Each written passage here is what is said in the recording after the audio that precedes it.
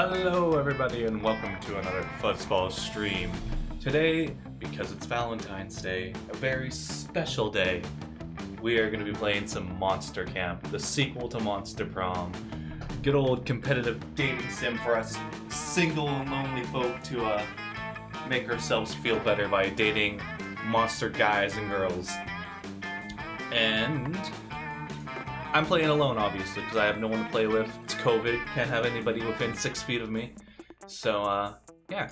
I am going to be playing with 2 players just to make it a little longer. So that way we go full game 90 minutes. But with me reading everything, it's probably going to be a little longer. Camp Spooky. The stage of some of our dearest summers. Back then, we were young and unafraid.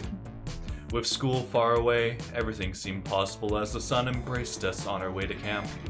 Summer has that distinct power, doesn't it? You live for the days while the nights inebriate you with possibilities. It's like life could take a turn at every corner. And for us, it did. Who are you? Well, I always play as Oz, and I'm just being lazy and naming him Oz. All right. And now I gotta... What am I taking with me? This is new.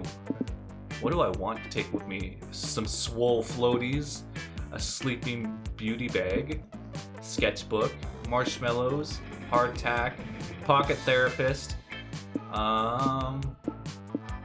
We'll take the pocket therapist. Makes me smart. Hard as fuck hardtack. We're gonna take some of those too. And them swole floaties to impress the babes at the beach. And then we're gonna take Vicky. Let's go! Now what does Vicky want? Uranium lipstick, a wood carving machete, penguin mask, instant camera, a human wool sweater, this Sudoku Rubik's Cube, marshmallows, philosopher's stones growing kit, and the Book of Orgy Etiquette. Well, we're gonna take that. Book of Orgy Etiquette, obviously, and then we need marshmallows. Someone has to bring the marshmallows. One night, say that the Monster Prom had hardened us on the highs and lows of love. Oh, one might say. Ooh, can't read, this is gonna be a rough stream. But no, in love, we're always absolute beginners. And summer camp was no different. No one talked about it, but the idea of summer love loomed over our heads. Oh, now we're introduced to our attractive partners. Close to the last days of camp, there was a meteor shower happening, with just 5 weeks away. Everyone knew that if you were into someone, you were going to watch that damn thing together. And so, a silent yet powerful pressure invaded us. It was the Monster Prom all over again. Everything seemed uncertain. Everything but one thing. Whoever we were asking on a meteor shower date, it was probably going to be one of the 6 coolest people on that bus. Joy Johnson Jojima, 23, a badass witch who wanted to chill a bit after saving the world countless times. Aravi Mishra, 22, a hot-headed adventurer possessed by a curse who had turned out to be the most annoying roommate ever. Calculista Hewlett Packard, version 1.1. A library computer who had become a sentient robot ready to experience life to its fullest. Delia Aquino, 20, a buff blue demon and a warmonger who had set her sights on conquering summer next. Damien LeVay, 21, a fearless demon with a taste for destruction and love of fire.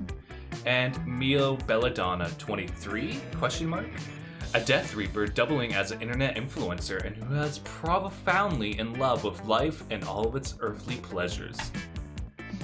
The bus trip was long, and all of summer could be shaped by the first steps we take. And so, it was clear. It all came down to the breaking the ice and causing a good impression with the right person. Time to break the ice. What's your favorite hobby? Okay, being popular, saving the world, crimes, very anime workouts, efficient farming, and raising succulents. Okay, so, having played Monster Prom, I kinda know who's who. With Oz, I kind of want to go for Aravi, I'm thinking right off the bat. I feel like that's hers. And then I don't know who I want to go for as Vicky. Actually, very anime workouts is probably Delia. Now that I think about it. That's Damien. That's Milo. That's Joy. That's Howard. So efficient farming. I, for some reason, thought something else, but this is definitely Aravi. Alright, Vicky's going for Aravi. And I'm going for Dahlia. Okay, I don't... Yeah, I love anime workouts, Oz. You just became my best friend.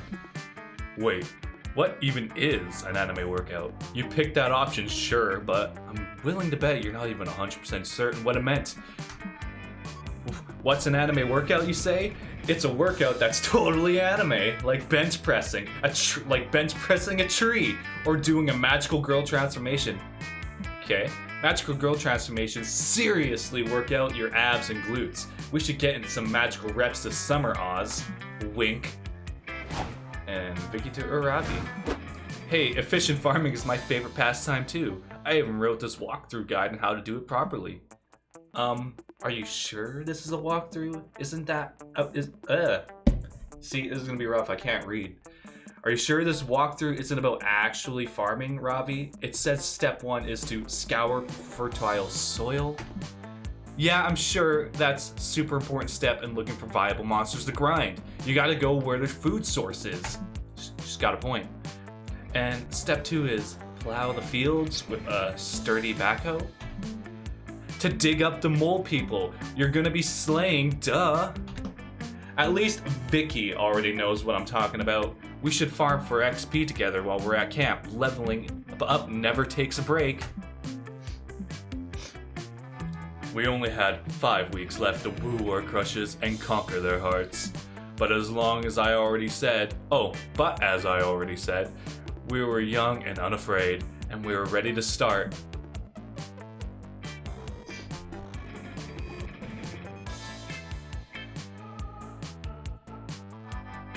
This is also the first time I played this. I loaded it up, checked the timing, but I never actually played this game yet, so everything in this is new to me besides having extensively played Monster Prom. Okay, so I gotta think. I'm going for Dahlia, and they're going for Aravi. I don't know what Dahlia would want. Probably boldness and fun? And, oh yeah, right, this tells you. Really, you get charm from there? Okay, where's boldness? Oh, the Haunted Manor. Okay, I need some more boldness, so we'll go here.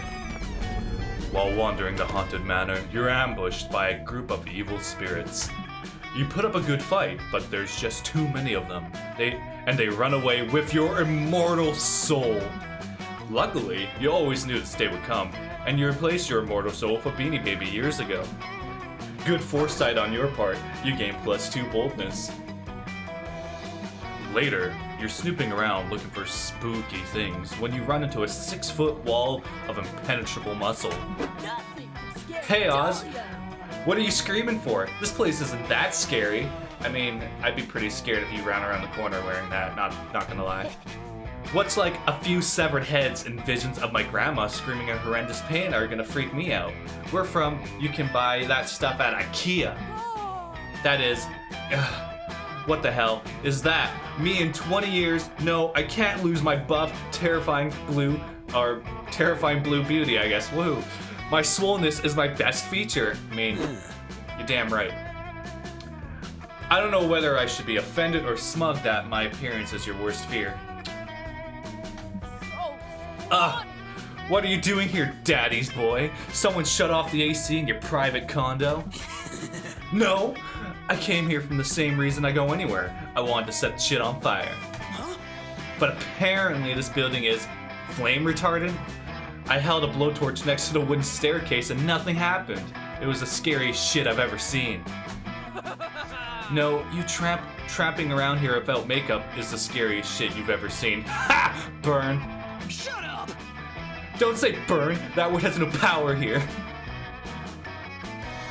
While they argue, go and find the haunted bathroom to take a spooky piss when you hear the sound of a trap being deployed, along with Damien and Dahlia screaming in unison. You turn back and see them trapped in a fishnet that appears to have dropped from the ceiling. Standing underneath it are a group of teenagers and a Great Dane? Great job, everybody, says the blonde leader-looking teen. I knew the clueless crew could catch these crooks no problem. Like, what do you mean problem? Asked the skinny stoner teen. Scrooby Dooby and I were scared stiff, and like, we're almost out of dog treats. Rand Reed, said the dog. Wait, the fucking dog talks? And it's beckoning for the other teen to pass the blunt. He said, yaw for me. Let us down right now before I stab your eyeballs out and shove them up your asses like anal beads. Damn. Jeez, cries the red-headed teen. Mr. and Mrs. Guggenheimer are really mad we ruined their plot to drive down the prices of this property and resell it for cheap. Wait, you think we're real estate agents? Fuck off. Gross, you think we're married? Look, whoever you think you've got, it's not us. We're not real estate agents. We're demons. We're way more upfront about the whole eternity of damnable torture than most landlords and don't bother hiding any of the details in the contracts. Well, that's not entirely true. My dads do make a lot of their money by selling off land in the 8th circle of hell. You're the saddest bunch I've ever met. What? I can't believe you, fucking LeVays. Always abusing your power and speculating with your crappy land. It's too late, Guggenheimers, says the nerdy teen. As soon as I find my glasses, we'll tear those stupid masks off your face and send you to prison. Okay, but seriously, can somebody help me find them? I can't see shit. It seems like these weird teens want to rip Damien and Dahlia's faces off, but you like these faces, or those faces, and want to smooch them. You need to save them using clueless crew logic.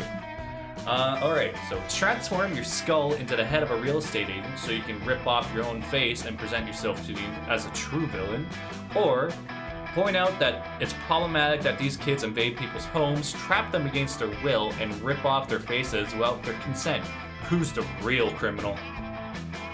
Okay, one of these I feel like is boldness, or maybe creativity.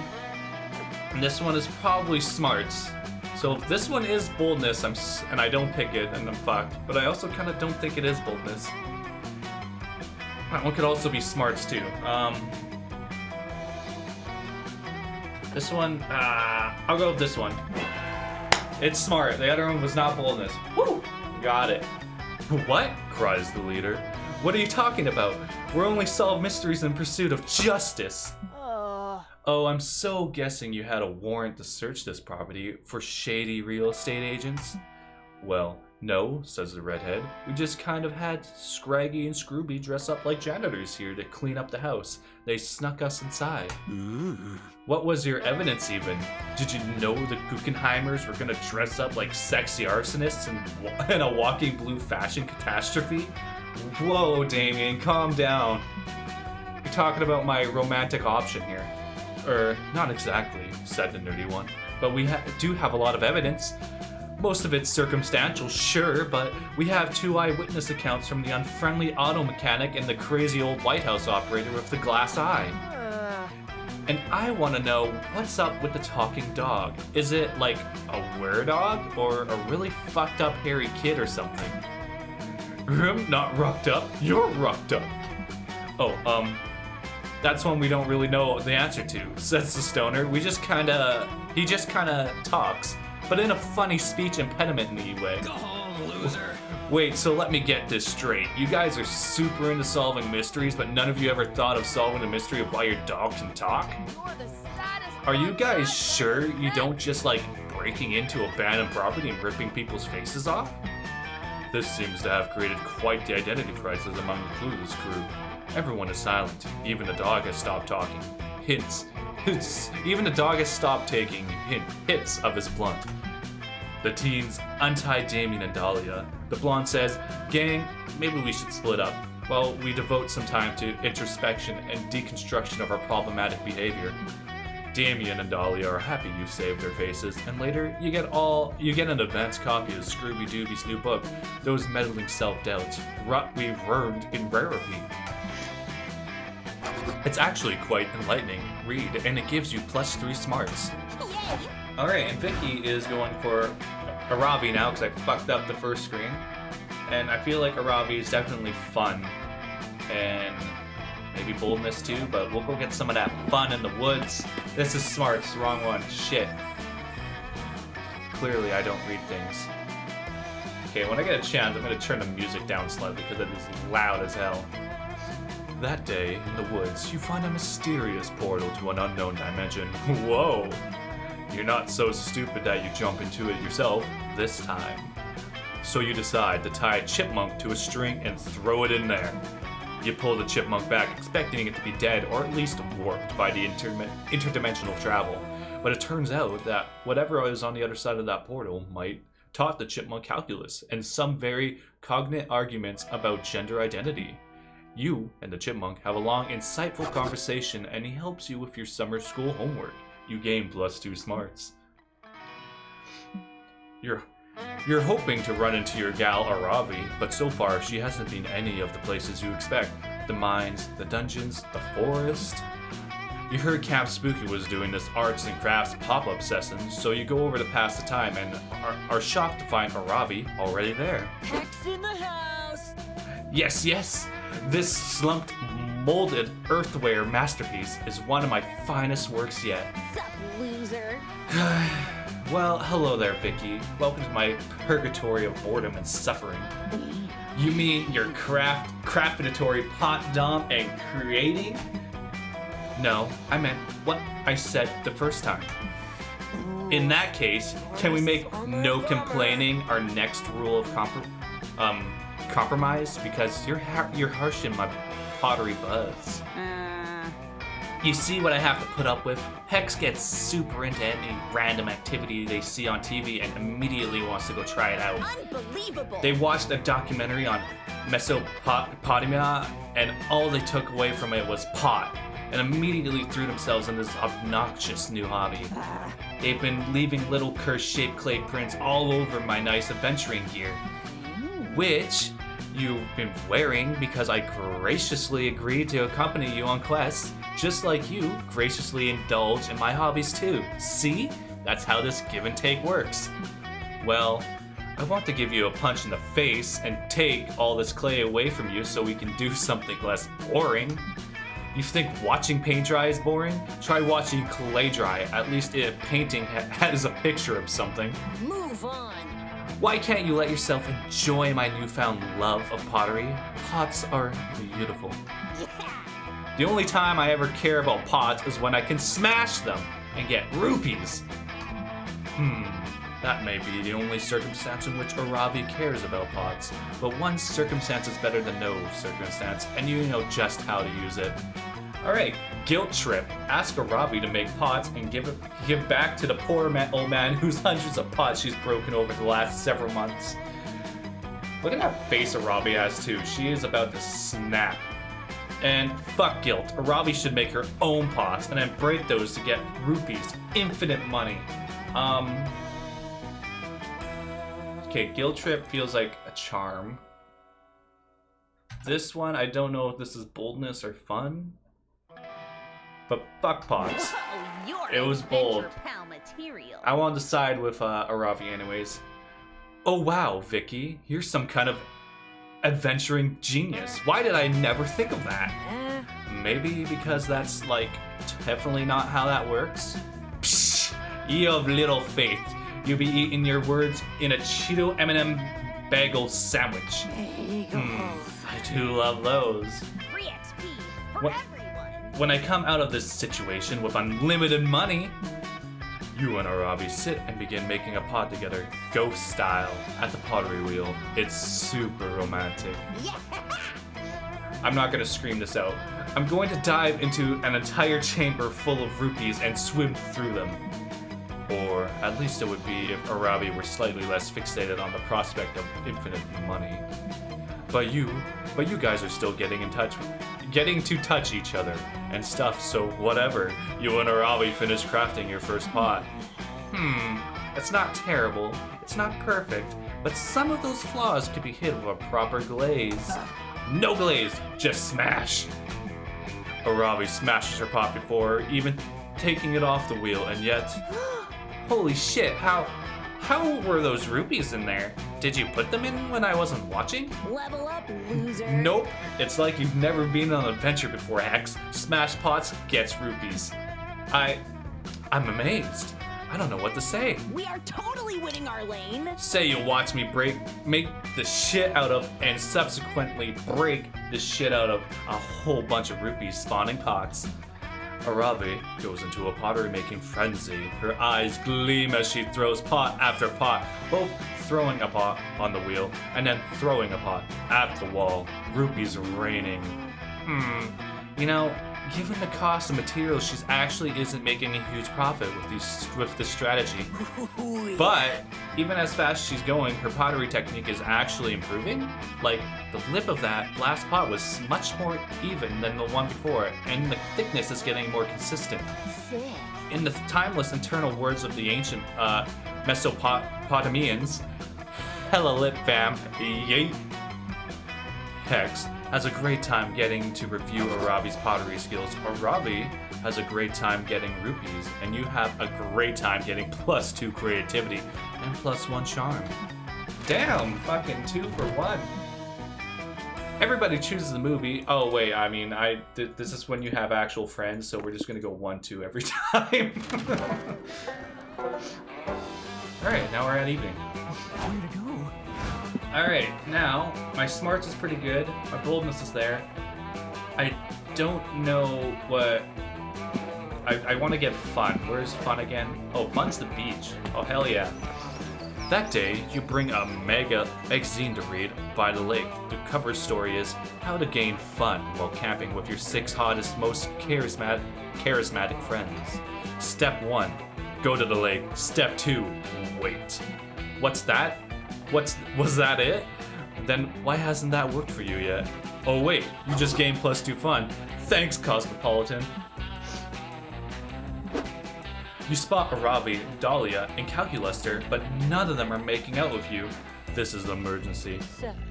Sup, Oz? These nerds are getting ready to raid a water dungeon together, and I'm using it as inspiration for my slam pottery. I thought this was Arabi talking, but apparently it's Hex. Also, she's ready to go to battle.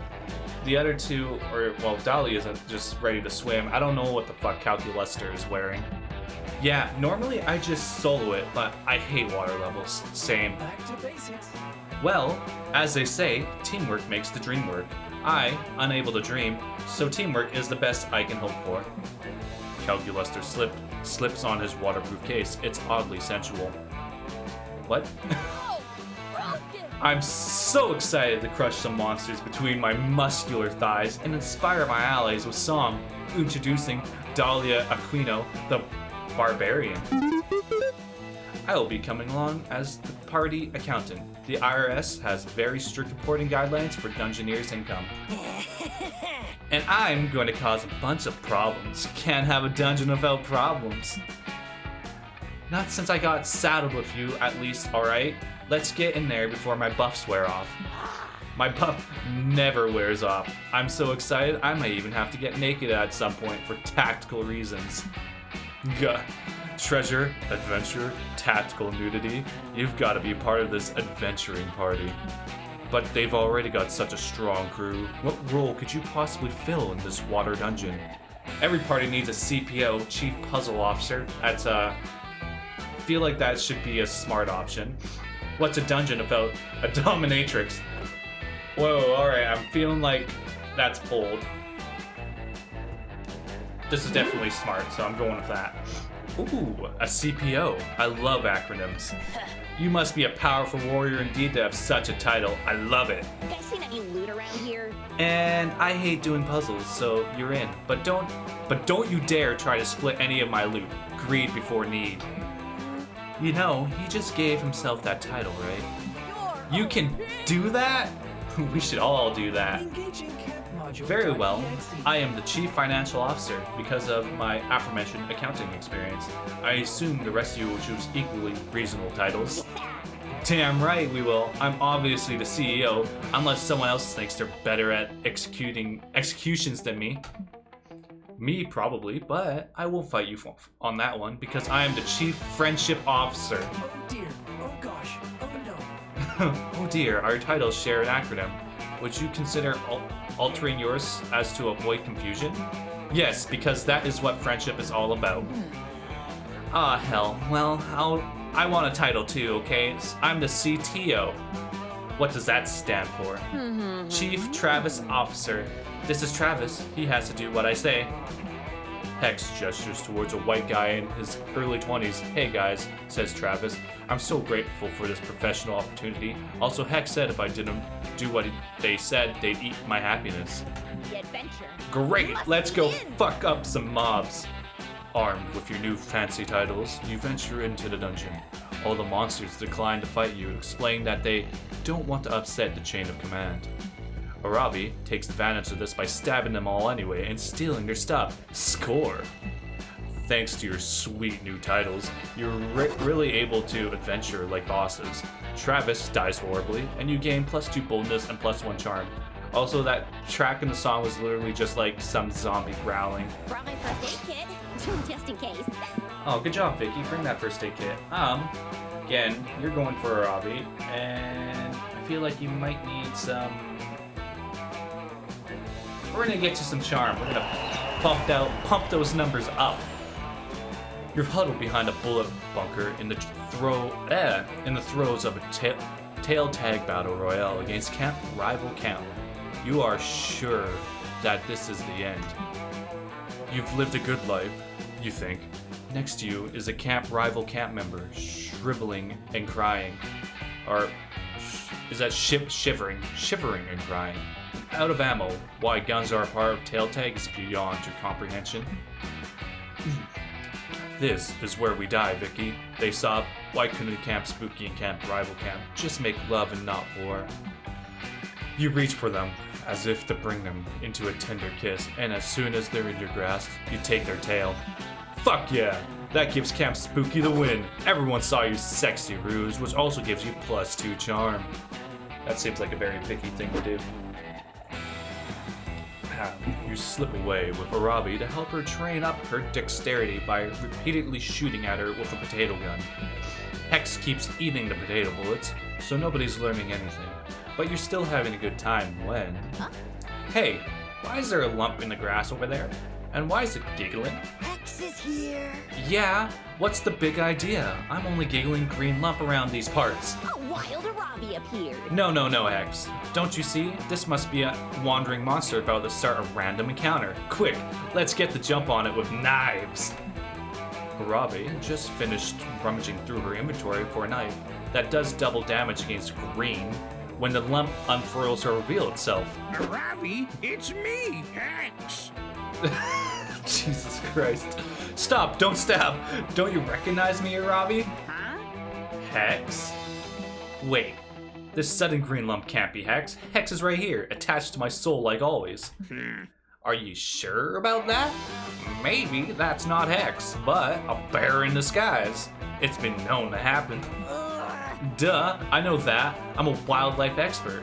There's only one solution here, and it's to stab both of you. Nice. Nice. Yeah, that's a great idea. I don't give a shit about being stabbed. Wait, I mean, fooled you. It was me all along. I don't know who that is. Unbelievable. Counselor Flodge, you've tricked me again of your mystery of stealth. I'm actually glad to see you, though. I've been looking everywhere. Camouflage. But you didn't find me, no matter how much you level up. Your search skill, old Counselor Flodge, will always be one step ahead. No other counselor is less accessible to campers. That's exactly why I wanted to talk to you. I need some disguise advice. You see, I'm planning to video chat with my grandma later, and...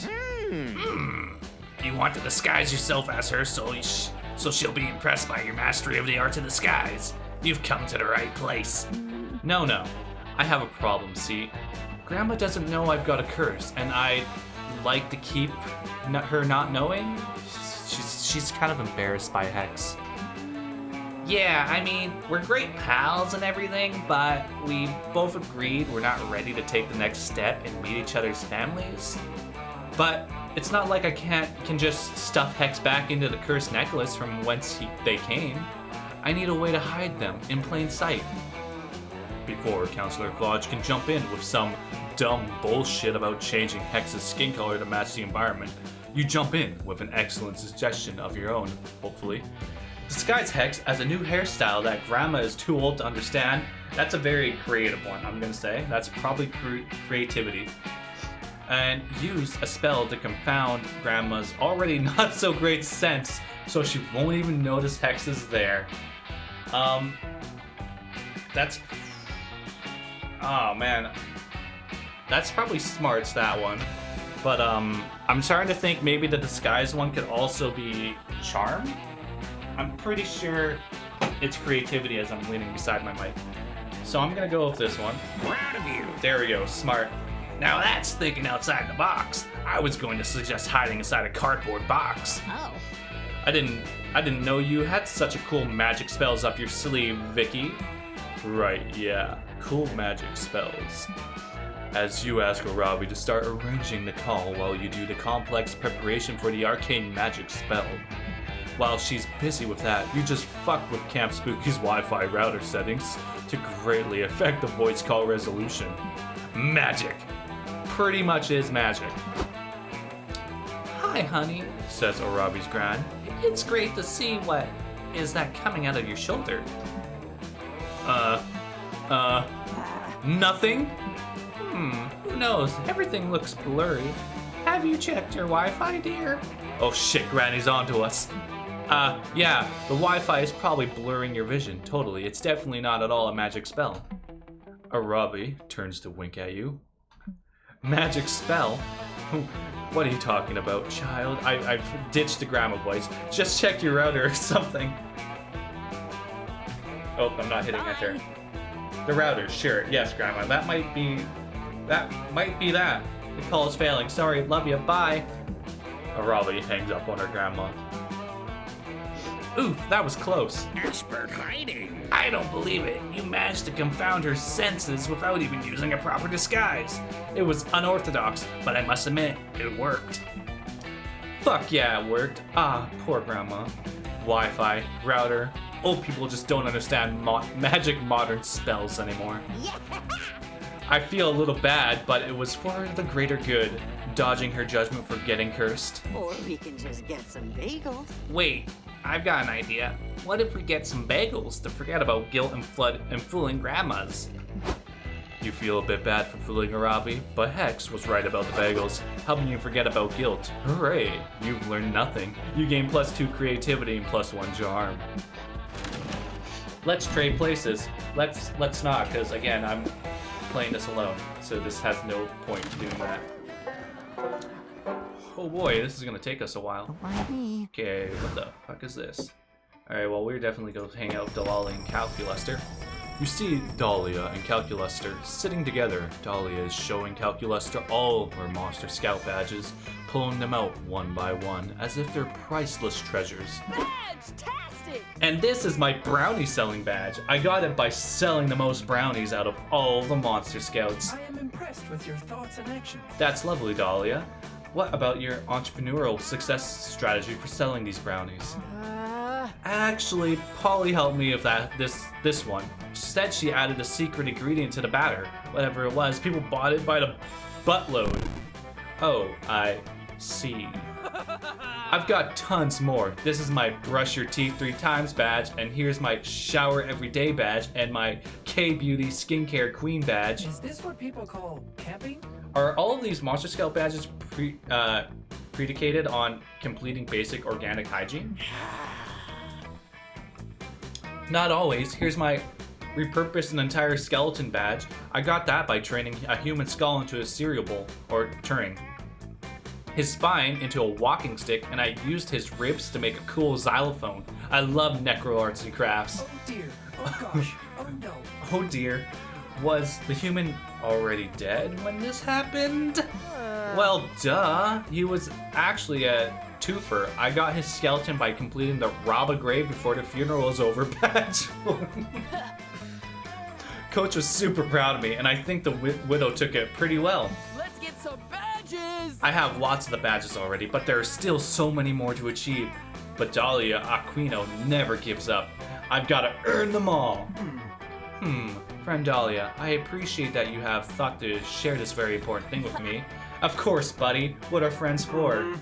Quite. However, I cannot help but feel a bit conflicted over your desire to earn them all. It seems that many of the Monster Scout badges are morally dubious. What? That's blasphemous. The Monster Scouts are an esteemed organization of plucky young monsters who want to achieve and do good. So you say, but I fail to see how badges like turn a kindergarten class into a police state badge helps you achieve and do good. Have you ever been in a kindergarten classroom before? Those little snotheads have no order of sense of duty. Police state would vastly improve their puny society. This has been a great reminder to never let Dahlia get into childcare. But in the meantime, with which of your friends are you going to back in this Monster Scout debate? Dahlia, obviously. But Dahlia, how do you plan to get the Monster Scout badge, System Integrity badge? That's exactly what someone trying to beat Dahlia's badge record would say. Don't fall for it. Yes. I realize you are attempting to help. No, Oz, this is not the case. I sincerely believe that the Monster Scout badge system is unethically and disingenuous. Ha! Think you can fool me with that made-up words, do you? No way, Jose. I'm not that dumb. I am genuinely unsure what to do with that statement. Dahlia Kino, ready to fight. It's okay, Cal. I'm not angry. I'm always down for some competition. If you want to try and beat me, then bring it on. Dahlia, please. I have no reason to compete with you. The Monster Scout badges are highly arbitrary and staggeringly easy to earn, and therefore not ineffective. Ah, Cal, you shiny clever bastard. You almost had me there. You may think the badges are easy to earn, but I'll crush you in the end. Dahlia always wins. Yes, apparently so. I have just finished running 1,623 possible simulations in which I tried to convince you of the honesty of my words, and none of them were successful. I need to reboot. I suppose we will have to put this conversation on hold for now, at least until the Squish People Uprising, or Squid People Uprising, according to simulation number 607. Good night, friends. Such an honorable scout. Ha! I knew I'd make him retreat sooner or later. Thank you, Oz, for helping me see through Cal's ingenuous ruse. I could use a strategist like you among my ranks. Fuck yeah! War romance. It's the best kind of romance. You have until the Squid People are uprising to make Dahlia your bae. You better make it count. Campfire time! Vicky's going over here. Later, you find Joy and Arabi hanging out near the campfire. This is normal. They're gathered around an eerie, blood-stained skull made entirely out of gold and valuable jewels. It looks priceless beyond words. This isn't normal. Pog. Pog! It's so beautiful, and it looks anatomically correct. I wonder if they used a real-life skull as a mold, or if it's an actual skull cased in gold. Either way, it's badass. It's so pretty that I don't want to eat it. It never feels this way before. Or, I never felt this way before. Is this love? You guys, is this feeling love? I mean, obviously this is both, one, a dangerous magical object with incarnate power, and two, an insightful metaphor about the capitalism entombs our minds are endless greed. You ask them, what the fuck is up with this super whack skull? Such a twist. Oh, this? Isn't it obvious? It's a MacGuffin, that's it. An object that's going to be very necessary to the plot and central to the motivation of the main characters. Joy's totally right. You have no idea what this skull is for, but you can feel the narrative importance radiating off of it. We're not really sure what the skull actually does, or where it came from, or if it's cursed, and going to drive us into a fit of insanity that makes us eat our own hair. But literally, who cares? A MacGuffin this awesome is guaranteed to have a huge narrative payoff. The adventure must begin. They're always so satisfying. This is going to be such a good start to my next adventure. Ugh, Excuse me? Did you just say your next adventure? that was... Ravi, when we stumbled upon this golden skull on that strange altar in the ruins of the Temple of Istus, I think it was pretty obvious it was there for me. I'm the main character. Ha! That's hilarious, Joy. Sorry to burst your bubble, but you're definitely a B tier side character for comic relief. Your bit is that you think you're the main character. I've got everything a main character needs: emotional backstory, bloodlust, high DPS, and now I'm going to add that sick skull to my inventory too. Arabi, I really do understand where you're coming from, because my deep empathy is what makes me such a good leader and natural protagonist. But I'm afraid you're sorely mistaken. That skull is mine. I'm certain that it's going to inspire at least a 3-episode arc, and it's way more in my genre than yours. You guys are both wrong. I'm the main character. This is a local multiplayer comedy dating sim video game, and that skull is made of chocolate. Whoever the main character is, you're sure of one thing.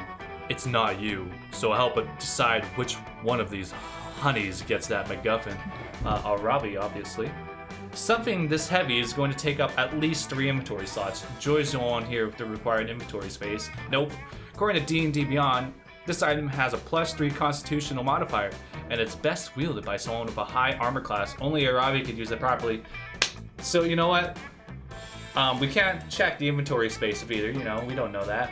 Arabi is clearly wearing the plate armor, whereas Joy is sitting over in there with cloth. So Arabi is clearly the victor here. You knew you'd recognize the skull from somewhere. You whip out your Dungeon Master's Guide and flip to the inventory catalog, where you find the entry for Skull of Olmec. Arabi grabs your DM guide and starts waving it in Joy's face. It's pretty adorable. Joy, look! I totally get the skull because this book said so. It's right there in the page and everything. You love books so much, so you'll just have to trust me this one. Take that, sucker. Remember how you're always being annoying about wanting to read a book by yourself? Well, maybe you can read this one. Spoiler alert, it says I'm right and you're wrong. Ha! Best book ever. Read it and weep. That was sad. Hecate help me. Alright, Arabi. Out of respect for books, I'll back down. Enjoy the MacGuffin, you obnoxious tsundere.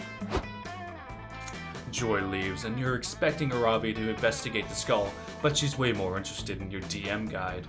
Unbelievable! Whoa, have you seen all the cool gear in this book? Listen to this. There's an item called a mental health kit, that's imbued with the power of 3 therapy sessions. Sick. Holy shit, that's dope! And check out the Infinite Stream Calsper. It has magic that combines every TV streaming service into one mega stream. I can watch it all! Oh my god, there's just so much to choose from. I need the bare hands and the goblin deboner for sure. And I bet the horniness detector could come in handy. Oh shit, don't turn that on around me. Don't turn that on around us, Robbie. You're not gonna like what it comes up with. But the coolest item of all is definitely the Hammer of Emotional Cathartic? I can't read. Victories. I don't care what it takes. I'm gonna make that my default weapon. Dang, I never expected a book to be fun. Vicky, we've got an adventure until find all this shit. I'm gonna be so buff that my stats will look like phone numbers. I mean, I guess you were pretty great. Aw. So thanks. I guess it made me happy when you said I was the main character. But don't read too much into it. Nice. Arabi may be the main character and Hex may be the comic relief, but you're definitely a contender in the love interest. Praise be to MacGuffins. Let's trade places.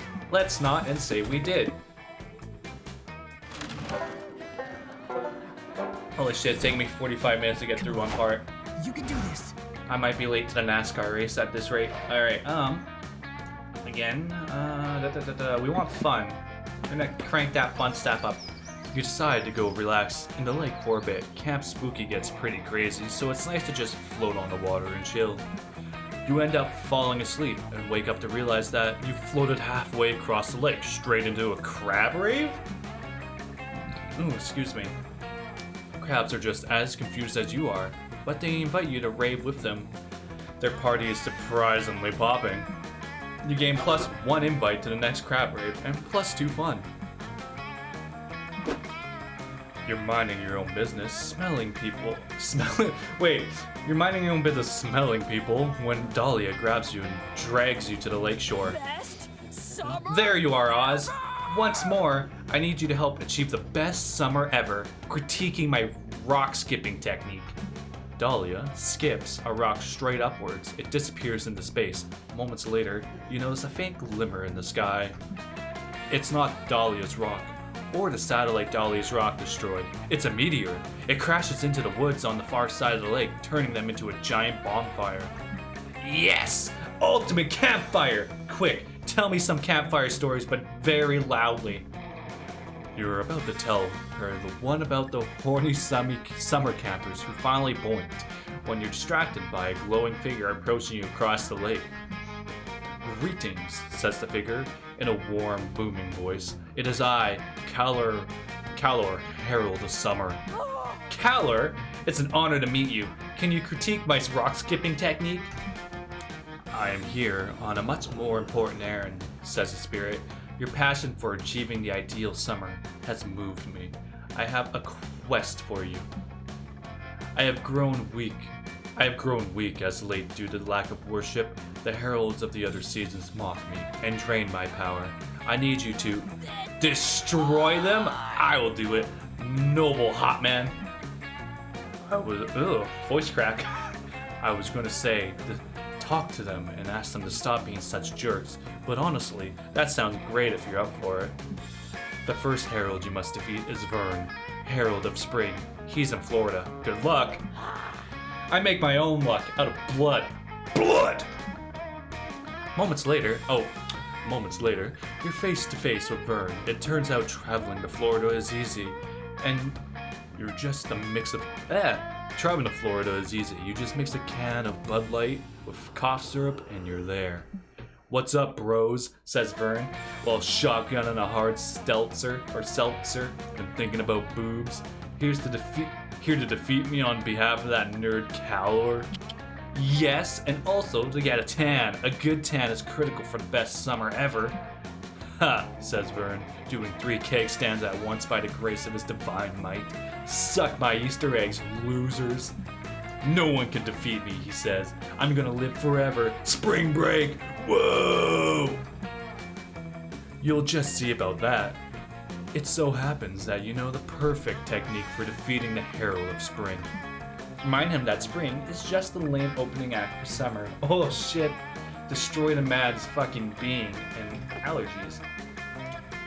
Okay, well, allergies is maybe creativity.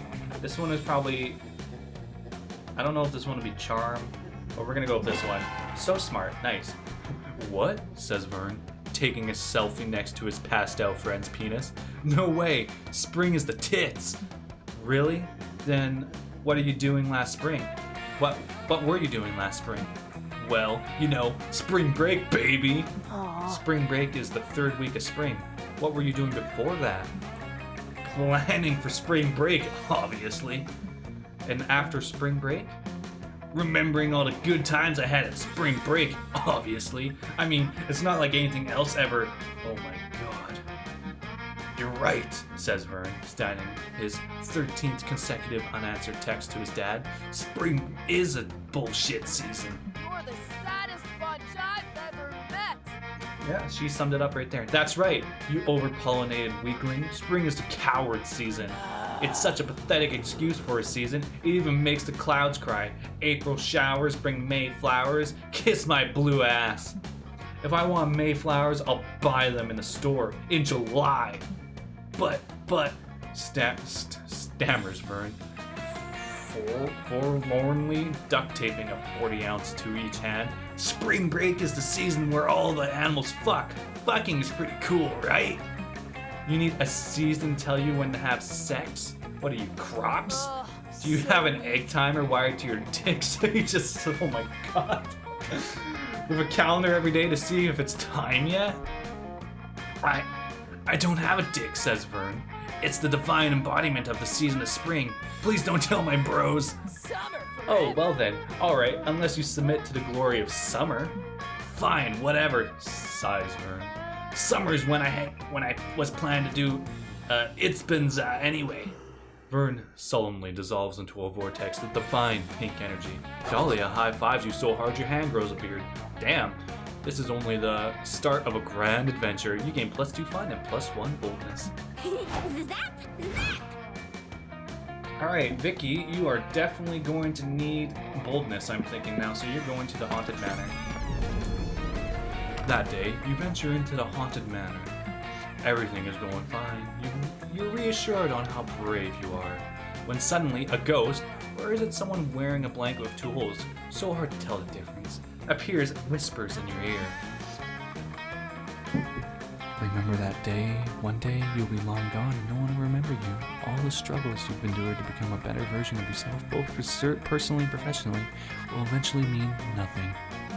The ghost leaves, while you take all that in, gaining +2 boldness in the process. Damn, that ghost is hitting you with those, what's the word I'm looking for? I don't know what the word, existential crisis, there we go. After that, you head to the lake with Hex and Aravi. Aravi's testing out her new Zora armor. You're helping Hex chug as much lake water as possible. Such big stats. So, wow. This is so awesome, you guys. I can't breathe underwater and do a whirlpool attack. Gods, I'm so glad I spent 200 million rupees on these greaves. Good thing we smashed all those pots, right? Got you all that money. I hit escape. Kind of forgot like half hour ago to turn the music slightly down. There. Okay. This is so awesome, you guys. Okay, I already read that. Glug glug glug glug. Ha! Glug. Nice. Sorry, my mouth was full of lake water. I'm trying to say, fuck yeah, this is fun as shit. Lake time with Vicky, fucking classic vibes. Suddenly, y'all hear a weird voice calling out to you from across the lake. Hail, adventurers, heed my message. Narrator's gonna be southern for the rest of this. You look over and see a messenger emerging from the trees. He's holding a letter scroll, and he looks super stressed out. Huh, that messenger looks familiar. I swear I recognize him. Maybe somebody I cursed in the past. Adventurers Ravi, adventurers Heck, adventurer Vicky. I have searched for many moons to pant, deliver, cough, pant. Yeah. You've got an important message for us. Life or death, blah, blah, blah. We know the deal. Give me the scroll, noob. The messenger gives Aravi the scroll, but right afterwards he collapses in the ground. He appears to be dead. Psh, should have had a stamina potion, am I right? Anyway, looks like the scroll says venture to the northern wood. Bring the scroll. The ring of sustenance awaits you. Adventure awaits. You guys, the scroll has a main quest energy. It's kind of weird, but I bet this invitation to a dope-ass dungeon. Ooh, I can smell the loot already. Holy shit, everything. I just realized why I recognize this messenger. He's an actor. I saw him on TV in a commercial for that new bagel place that's opening up around here.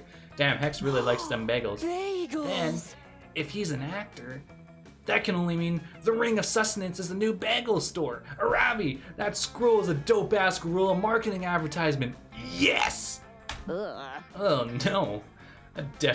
It's definitely a dungeon invite. Not everything is about bagels, Hex. The Ring of Sustenance is a super dumb name for a bagel store. Psst, not everything is about motherfucking dungeons, little Miss Dungeon Liker. You know what, Hex? I do like dungeons. I'm not ashamed of it, you green fart cloud. Ooh. Off my shorts, you loser ass, tsundere ass, RPG ass, nasty smelling ass, full inventory ass, Koopa Troopa looking ass bitch. Whoa! The insults. Oh hell yeah. You've been waiting for Hex and Aravi to have an argument so you could support one of them in a heroic gesture of romantic friendship. Pick a side. Hex is right. I just found that messenger's IMDb page. His name is Todd Zombiehead. He's defo an actor. Aravi's right. That's no actor, and I can prove it by hurling his corpse into the sea. Well, Aravi is obviously right. I went for Aravi for sure. I didn't even know if it would actually be like bold or whatever. I feel like Smarts would have been the one to look up the thing, so. Vicky, I think that messenger is an actor, so I don't think he's actually dead. Probably wouldn't be super chill to throw. Fuck yeah. Vicky, let's hurl this corpse into the sea. Arabe is very psyched about your corpse hurling idea. You three dragged the corpse to a nearby cliff overlooking the majestic stormy ocean. Damn, these are some big waves. Kinda makes you think about how small and insignificant we all are, am I right? Over it. Psych! The ocean can eat my ass. Shut up, Hex, okay? Vicky, time to hurl. I'm thinking we do a classic dead or alive test. We toss it in, and if it floats, it was a corpse. And if it doesn't float, then we get all the experience for killing the messenger. It's a win-win. God, I can't believe I have to put down my pizza roll blast of goldfish and be the fucking voice of reason here. I hate being the voice of reason. It's not my vibe. Oh, my fucking ship broke again. Whatever. But holy shit, this makes zero sense. Aravi, we got totally distracted. Even if you prove this guy's actually dead, that doesn't help us figure out the scrolls. Oh my god, just let me throw this corpse into the ocean. I know it doesn't help us that much, but I really want to toss him. I haven't thrown a body off a cliff in like 2 whole months. You know what? Alright, do it. Yeet that man back to Mother Ocean. Yes! Alright, okay, Vicky, here we go. 3, 2, 1, hurl! You throw the messenger into the ocean. His body hits the water and makes a huge splash. You'll have a big laugh about it and high-five each other. Play of the game. See, this totally proves my point. Throwing corpses into the sea kicks ass. I still think I'm right about the bagel shop, but I'll admit that splash was dope. Now let's blindly follow this scroll into the northern woods. Let's adventure together. Fuck yeah, and you're coming too, Vicky. I'm officially making you our third party member for this quest. You know, you're only level 3, but don't worry, I'll keep you safe while you're in the dungeon. Just stay close to me, okay? Aww, she's gonna protect us. How cute. Okay, everybody, no, just same place as everybody. God damn. This is a I hope I choose correctly. long game, and I can't even take track time because my time fucked up and I cannot see anything anymore. Oh shit, what am I doing? Okay, we're gonna get that boldness up some more for good old Dahlia. That day, you find a mirror in the haunted manor, but instead of showing your reflection, it shows you an exaggerated evil version of yourself. Evil, you says, you will never surmount your insecurities. Look at how perfect I am, and look at how flawed you are. Nobody will ever love you. Counterpoint, many of your perceived flaws are totally fabricated by greedy companies looking to make a profit by promising to fix things you literally cannot control. As soon as you say that, Evil You shrieks bloody murder and disappears. Nice. You gain +2 boldness because you're amazing, just the way you are. I'm not gonna have a voice after this. You link up with Dahlia afterwards. She practices headbutting rocks while you give her pointers on headbutting rocks. Get off my land. I don't know what kind of voice this guy would have. Hey! Stop headbutting rocks! Those are my rocks! Your rocks? Well, if they're your rocks, how did my forehead blood get all over them? Huh? Sorry, Toots. Those rocks and that perceived forehead. Oh, fuck. That's terrible act. I'm just doing the same one as I do for Camp Lodge. Sorry, Toots. Those rocks and that perceived forehead, blood belongs to me. I purchased Camp Spooky. Gasp! You stole my evil laugh. What could a fiend like you possibly want with a wonderful high mortality rate summer camp like this? Everyone loves a good shopping mall. Nothing at all. That's why I'm demolishing Camp Spooky and replacing it with something much more evil, a suburban shopping mall.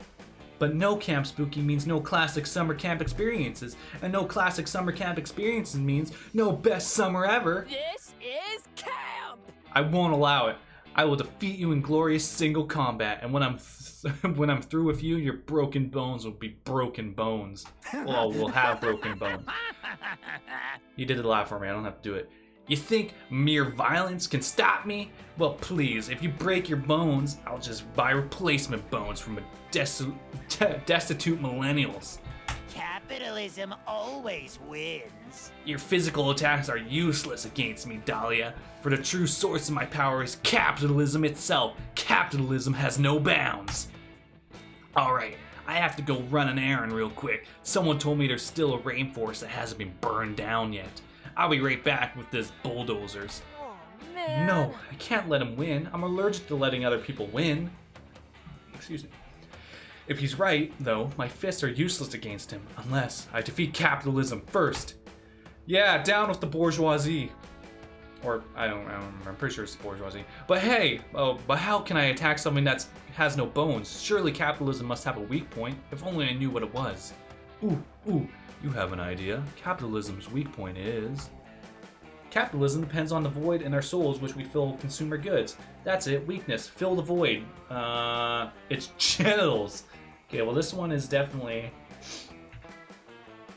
This one I'm gonna assume is smarts. And this one is definitely fucking like boldness. So we're gonna, which is so fun apparently. I don't know, it's fun. But he said capitalism has no bones. Are you sure it has genitals? Of course I do. How do you think it manages to fuck the poor so hard? Oh, I get it. By genitals, you mean the fact that capitalism preys on our innate sexual urges in order to tempt us to make purchasing decisions that are ultimately against our greater social interests, thus perpetuating a cycle of consumption which empowers elites while keeping the poor destitute. Yeah, that's for sure what you meant. Impressive. That's brilliant. Then we just need to stop that and we'll be victorious. But I used up all my thinking power on that one big sentence. How will we ever think smart enough to destroy capitalism's genitals? Should we recruit Joy? Vera? Perhaps sexy purple gummy bear Liam? Wow, she was very descriptive on Liam. No, you don't need that kind of competition. There's only one way to solve this, the dumbest way possible. You mean punching the entire United States government until it outlaws sexy advertising? Dahlia took the stupid words right out of your mouth, which is hot because it's almost like kissing. You head to Washington, D.C. and punch the government right in the bills, temporarily putting a damper on capitalism worldwide. Your little shenanigans has cost me Curses! millions of dollars. Profit has never been this low. Damn your socially responsible punching.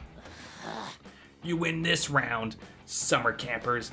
Now I have to go lobby the government to undo all the good work you just did. This will take 24 hours at least. How could you inconvenience me like this? This isn't over. You haven't heard the last of Mr. Pappers. Our Papaz? Evil CEO. You hear me? This isn't over. Buonissimo. I hope it is, because I don't like doing that with my voice. It hurts. Oh shit, I forgot to read that. Whoops. Nice. You've been working on your sexy executive punch for just this reason. You gain +2 creativity and +1 boldness. Hell yeah. And you definitely need to get more fun, I think. And fun is the beach. Before you go to the lake, you decide to make the most fun inflatable toy to float on that you possibly can. You combine many of your favorite fun things: ice cream, tabletop games, watching your enemies fail, ducks. The resulting amalgamation is certainly interesting, even if it doesn't exactly float on water. You decide to name your toy Dr. Frankenfun, or maybe you should name it Dr. Frankenfun's Monster. Just behold the horror you created, giving you +2 fun. A few hours later, you're out adventuring with Arabi and Hex. You followed the scroll from that messenger, and now you're deep in the northern woods. You've already found several environmental puzzles and a few cryptic clues, which each solved puzzle you draw closer to the secret location of the Ring of Sustenance. Strangely, all the puzzles and clues so far have been vaguely bagel themed. Whoa! Well, once I rearranged these glowing stones to spell locks, a scroll appeared. Damn, this is some dope-ass Gorilla Bagel Shop marketing. This promo slaps! Shut up, Hex! Oh wow. For the last time, Hex, these clues are leading us to a dungeon, not a fucking bagel store. It's so obvious. Ugh. You'll see when we get there. What does the scroll say? Psh, whatever, bagel hater. The scroll says you never end on your quest triumphant adventures. Walk 2 miles to the north. The ring awaits you there. Whoa! Finally, we've solved these annoying intro puzzles, and now we get to dive headfirst into some sweet, sweet dunge. Gods, I hope that it's multi-leveled with a super complicated layout. Totes. But just in case it ends up being a bagel shop, I should prep first. I gotta make sure my patented cream cheese utility belt is full of maximum flavors. Gross. But also, yeah, we should get ready. I should head back to my stash and optimize my inventory. I'm all short range, high damage right now, if you know what I mean. Aravi puts a bag over your head and leads you to her nearest fully stocked weapon stash. She starts reviewing her inventory. She starts reviving it. She gotta bring it back to life. Okay, just gotta pack enough for a full dungeon run. Let's go with 20 green potions of healing, potions of healing, and 20 red potions for mana, and 400 apples in case I need a quick +5 health. I'll need all 128 different types of crafting materials. Dungeons are unpredictable. You never know when a mini-boss is going to be weak against Iridium Core. And then I have my weapons of. As of now, I've got 8 swords and 14 crossbows equipped, each with slightly different attack and range stats. Those are all 100% necessary. Boring. Damn, Aravi. Hoarders, my hoarding addiction called. They want their absurd collection of useless shit back. Okay, I have one last inventory spot open. Ooh, I know. I'll take the Axe of Golden Demise. I looted it off of Lightning Warlock mini-boss last week. Fuck that, Aravi. You know we share inventory space. I need that slot. I'm planning to get covered in schmear, so I've got to make my package of 200 paper napkins. Napkins? They're a complete waste of inventory space. We're going to be fighting and to survive in that dungeon, okay?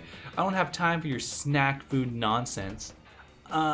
Dude, you take up like 99% of the inventory space. You can't give me one slot. Where did you learn how to share? The toilet school? Aravi and Hex are fighting again, but luckily for them, you're an expert in conflict resolution. What's your best use of Aravi's last precious inventory space?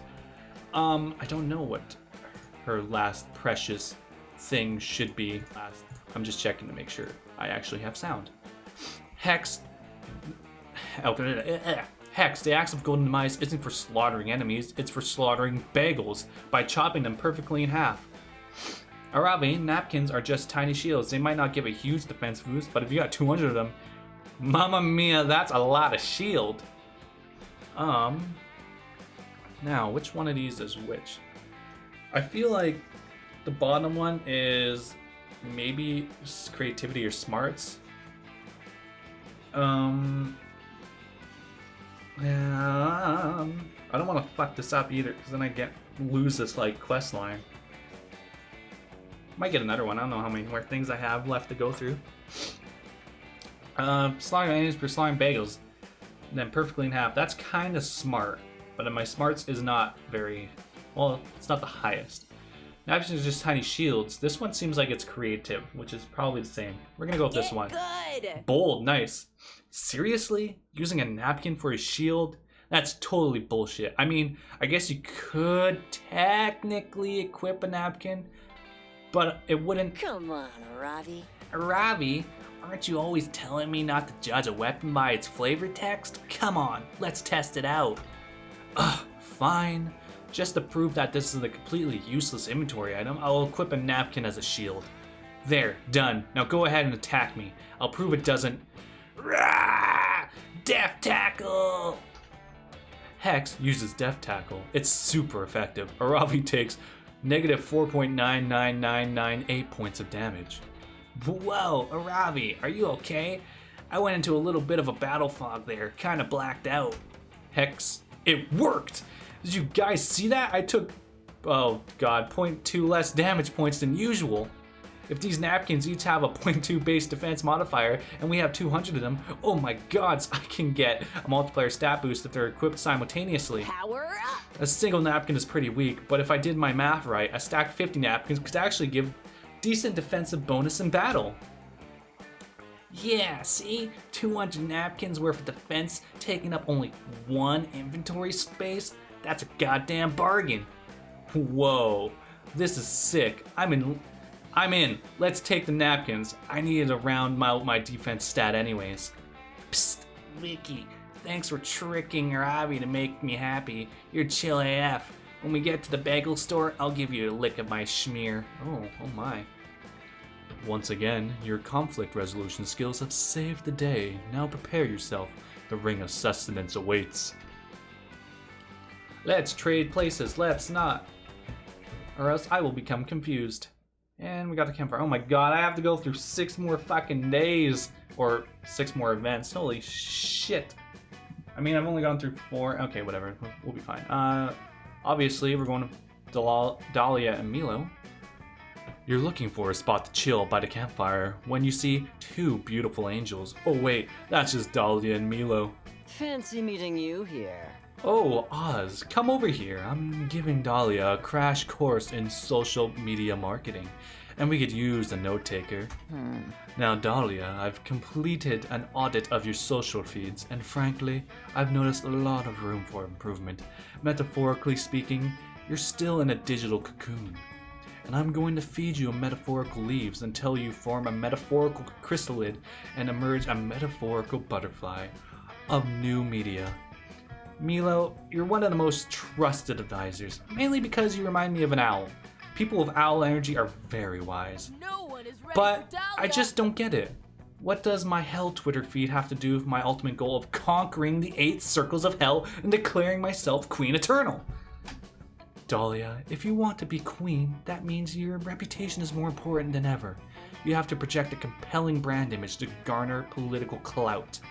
For example, you're using Twitter to sustain or stamp Ariana Grande and follow Liam's insufferable feed. But you could also use Twitter to gain new followers for your army. I can use Hell Twitter to gather followers? Awesome! I thought you could only do that by taking over territories of brutal crushing force. This seems way more efficient.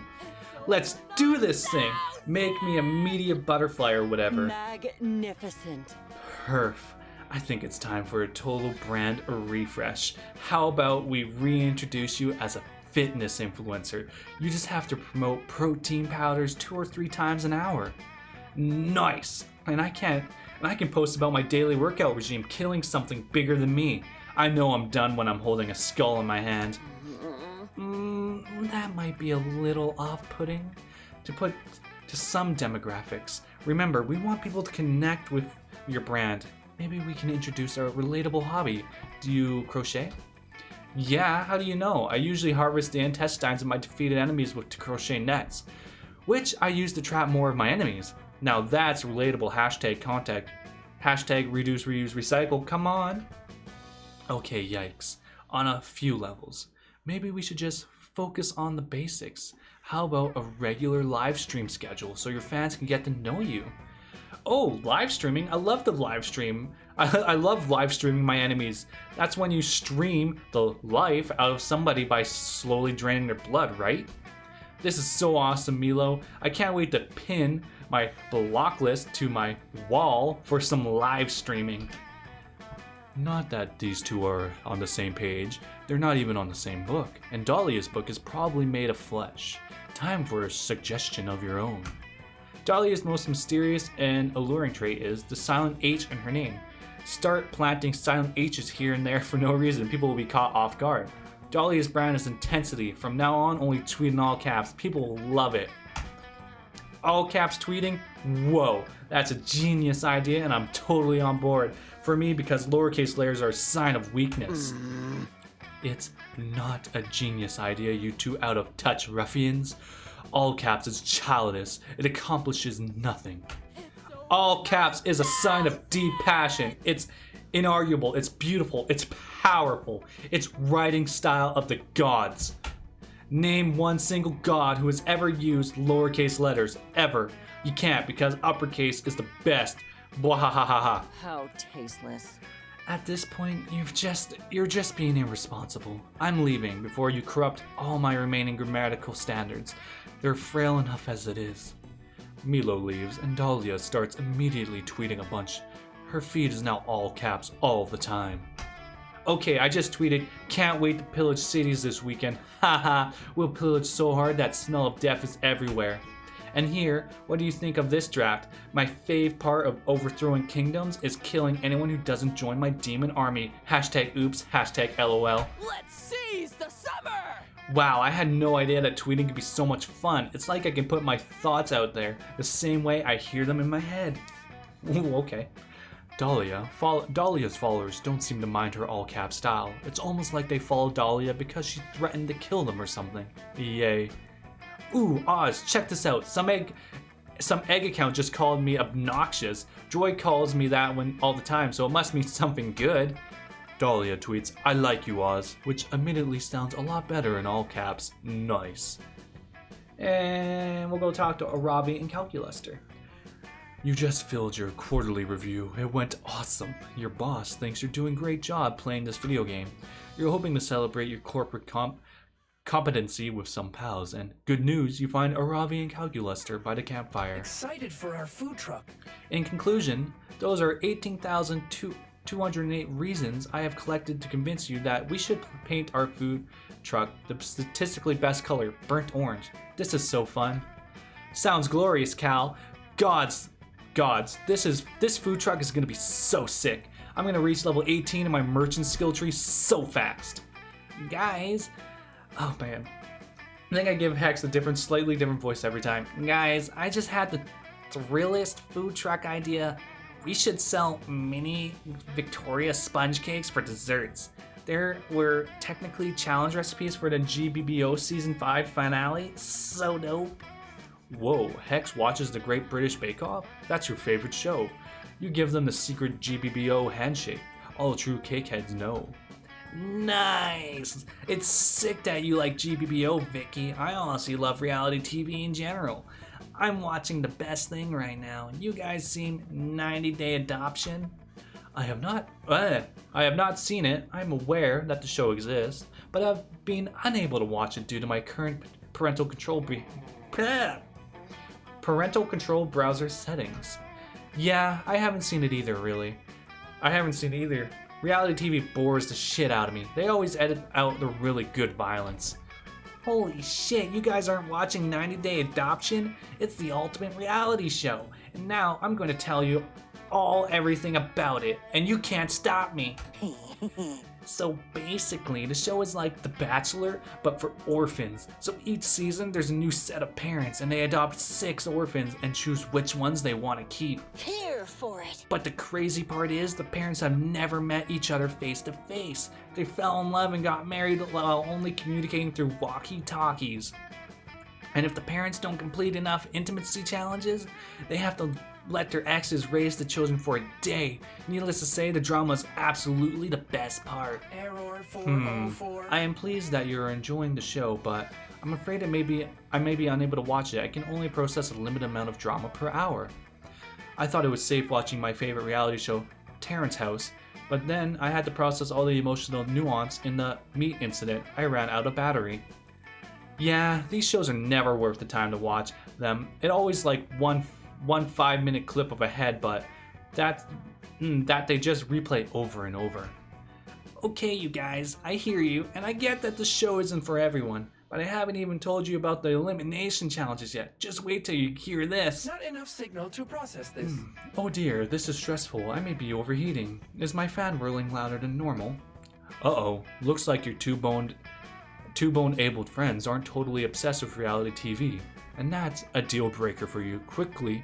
Quick, bring up a show you know they'll totally love. What about Undercover Final Boss? It's the brutal violence that there's tons of drama. There's tons of drama when the boss finally reveals their glowing red weak spot. Okay, that's definitely for Ravi. Have you guys ever seen the Turing test? Are you human enough? It's family friendly, drama free, and teaches you a lot about human sound for Ravi. That sounds awesome. I love any content related to final boss fights, final boss strategies, or even final boss flavor text. Oh my god, Aravi, it's so good, you would love it. Honestly, it's so crazy that you haven't seen it yet because it's like made for you. Let's watch it. You whip out your phone briefly. Thank God that you kept your Disney Plus subscription and pull up an episode of Undercover Final Boss.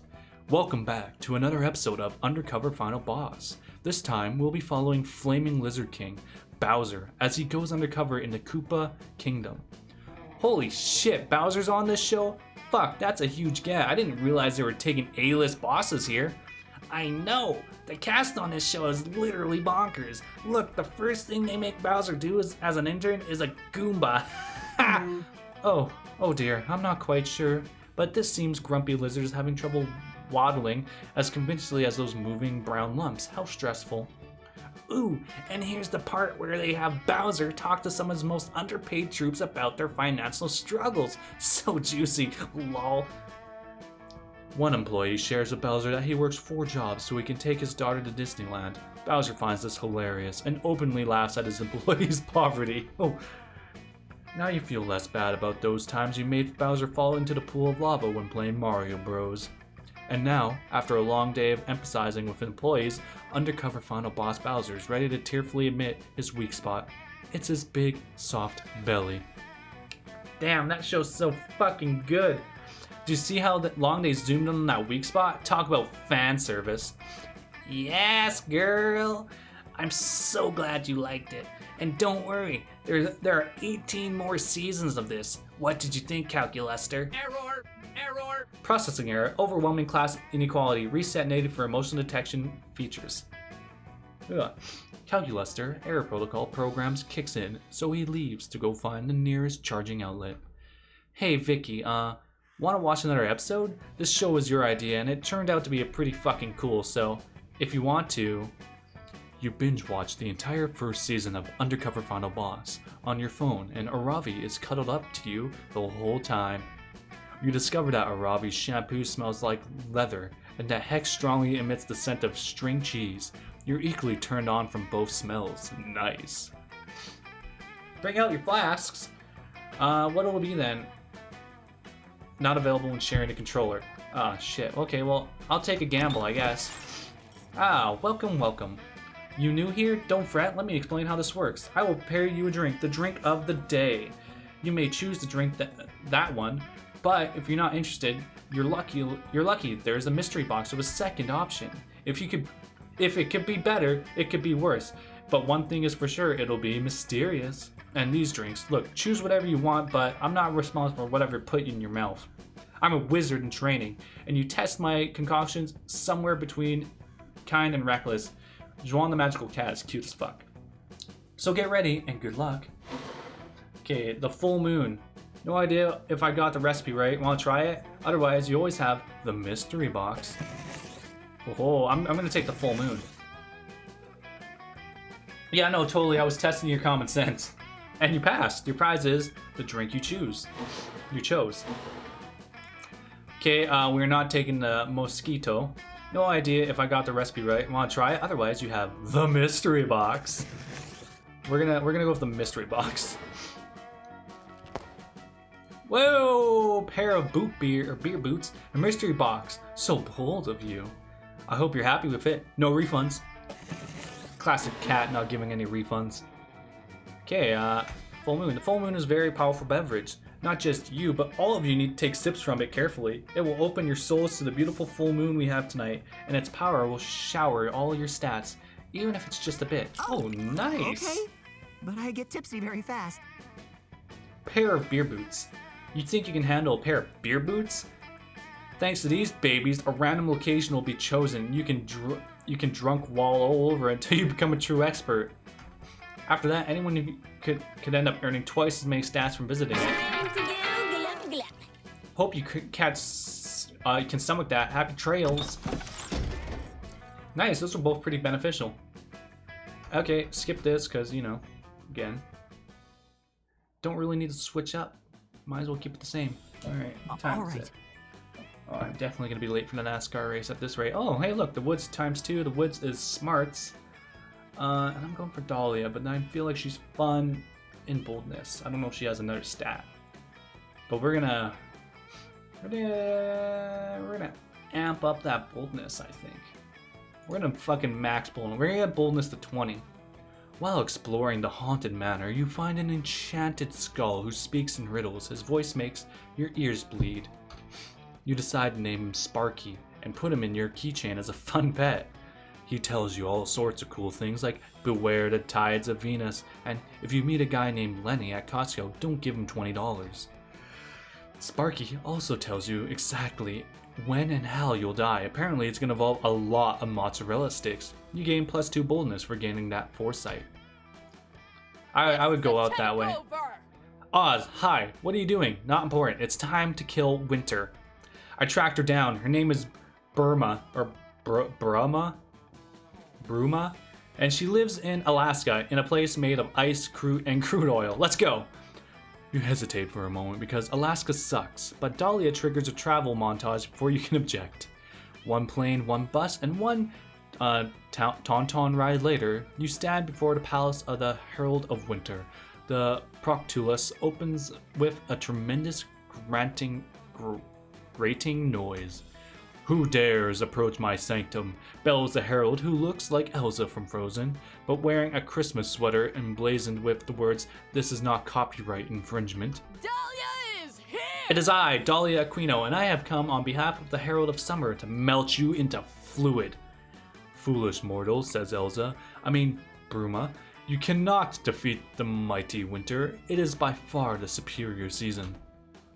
What? Impossible. Summer has all the best things. Revealing swimsuits, sweating profusely, the Summer Olympics.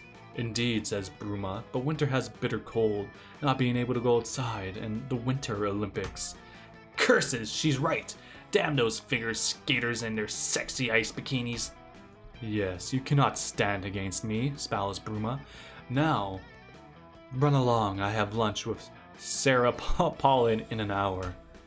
No, you cannot give up so easily. Surely there must be a way to ruin Winter and defeat the Herald. Wait, you've got it. Invite all her relatives to a holiday dinner, then ambush them with politics. Socks. Give her socks. Okay, invite all her families. That feels like a very creative or charming answer.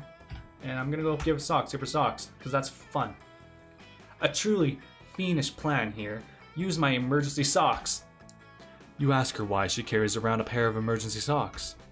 They're endlessly useful. You can fill one of quarters and use it as a blackjack, or turn it into a sock puppet and keep yourself company while stranded on a deserted island. And if you ever find yourself without socks to wear, you can use an emergency socks as a ski mask to rob a sock store. But of course, the most powerful use of all is to give them as a gift to your enemy, thus totally demoralizing them because they expected something better. Quick, put them in an elaborate wrapped box and affix it a thoughtful note. That'll show her. You do as instructed and quickly present Bruma with the gift. What's this? She says. A present for me? Just a moment ago we were about to fight, but now I'm delighted I've forgotten all about that. I've completely just given her a new tone instead of just narrator tone. Let's see, what's inside, shall we? Oh my, it's socks? What the hell, you guys? You knew I wanted a bathtub made of crystals. You knew. Ugh. I even wear socks. I wear leggings. Socks are totally incompatible with my character design. It's not even Christmas, and you ruined Christmas. You ruined it so bad, there's never going to be Christmas again. I quit. Bruma melts into a very annoyed liquid before your eyes. You've done it. Winter is defeated. All the snow in Alaska melts and all the reindeer fucking die. Serves them right. Reindeer suck. You're winning at summer! Great work, Oz. Maybe it's just the sudden climate change, but I think I feel myself warming up to you. Wink. It's definitely the climate change. Alaska is ruined, but you gain +2 boldness and +1 creativity, so it all evens out. Let's go. Let's go, Vicky. You wanna be fun, I think. Because we probably need the boldness to go up too. Yeah. Oh, we're gonna go have fun. Today, you decide to hike all the way across the woods. You want to see what's on the other side. It's a long, treacherous hike that ends up only taking an hour. I guess these woods aren't that big after all. How do you and your friends get lost in them so often? Anyway, it turns out there's a library on the other side of the woods. You go in and read some books or something and gain +4 smarts. Hot damn. Wait, isn't the woods supposed to be fun, or am I just fucking dumb every time I think the blue one is fun? Yeah, no, fun's the beach. God damn it. I just wanted to go to the ×2. Later, you join Dahlia, Aravi, and Hex for a high-stakes round of birdwatching. Yes, if there's anything more thrilling than two gals and their cursed pal sitting quietly and watching patiently for a bird to land on the ground in front of them. Actually, I can think of several things that are more exciting than this. I'm just here to loot some feathers from my brightly plumed enemies collection and complete my pigeon decks. Ravi girl. Alright, lighten up, Ravi. Birdwatching is the best, and in the 6 hours since I discovered it, I'm basically become an expert. I too am fully committed to. I even bought a book for this, and according to Naughty Pete's Guide for Avian Voyeurs, the best bird to watch of all is the bush tit. Huh? The what? Are you sure you didn't pick up a porno mag by accident? No.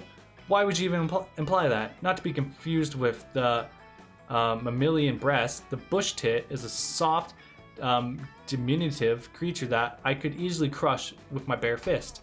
But I choose not to because its puffiness pleases me. How does Naughty Pete say we should find this bird? Oh, Naughty Pete doesn't really dabble into the whole method of bird watching.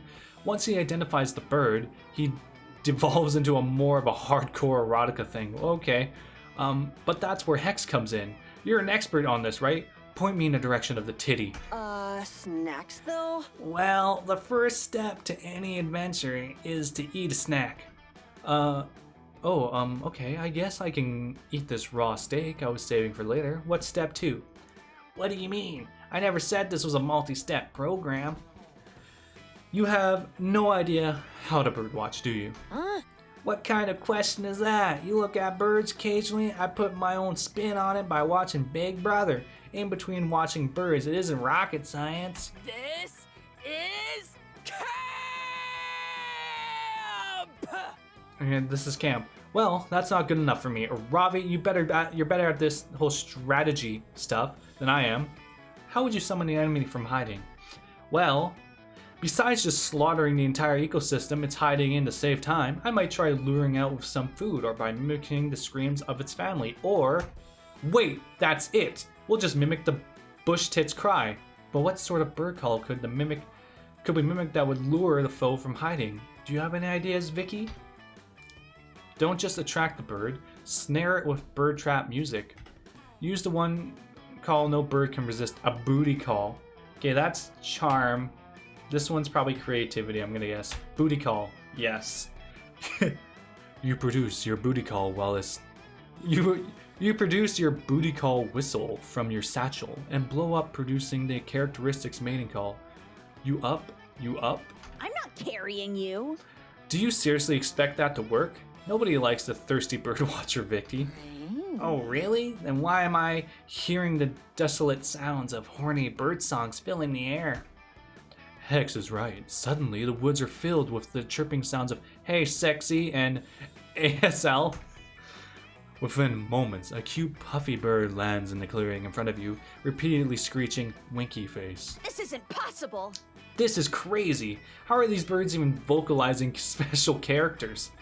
Well, according to this birdwatching manual I just downloaded on your phone, birds have specially adapted voice boxes to help them create their beautiful songs.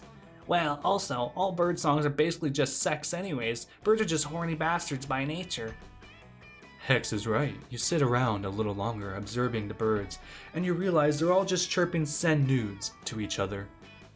I gotta get all the badges! This is awesome, and I can earn my bird watching badge and an interspecies sexing badge all in one day.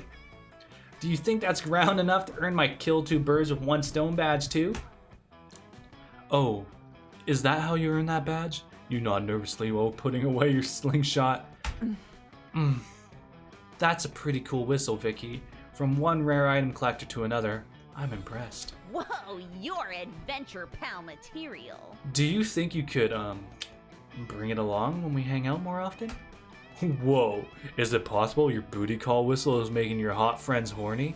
Who knew birdwatching would be the ultimate wingman? You gain +2 boldness and +1 charm. Alright, let's not trade places. Boom boom bop.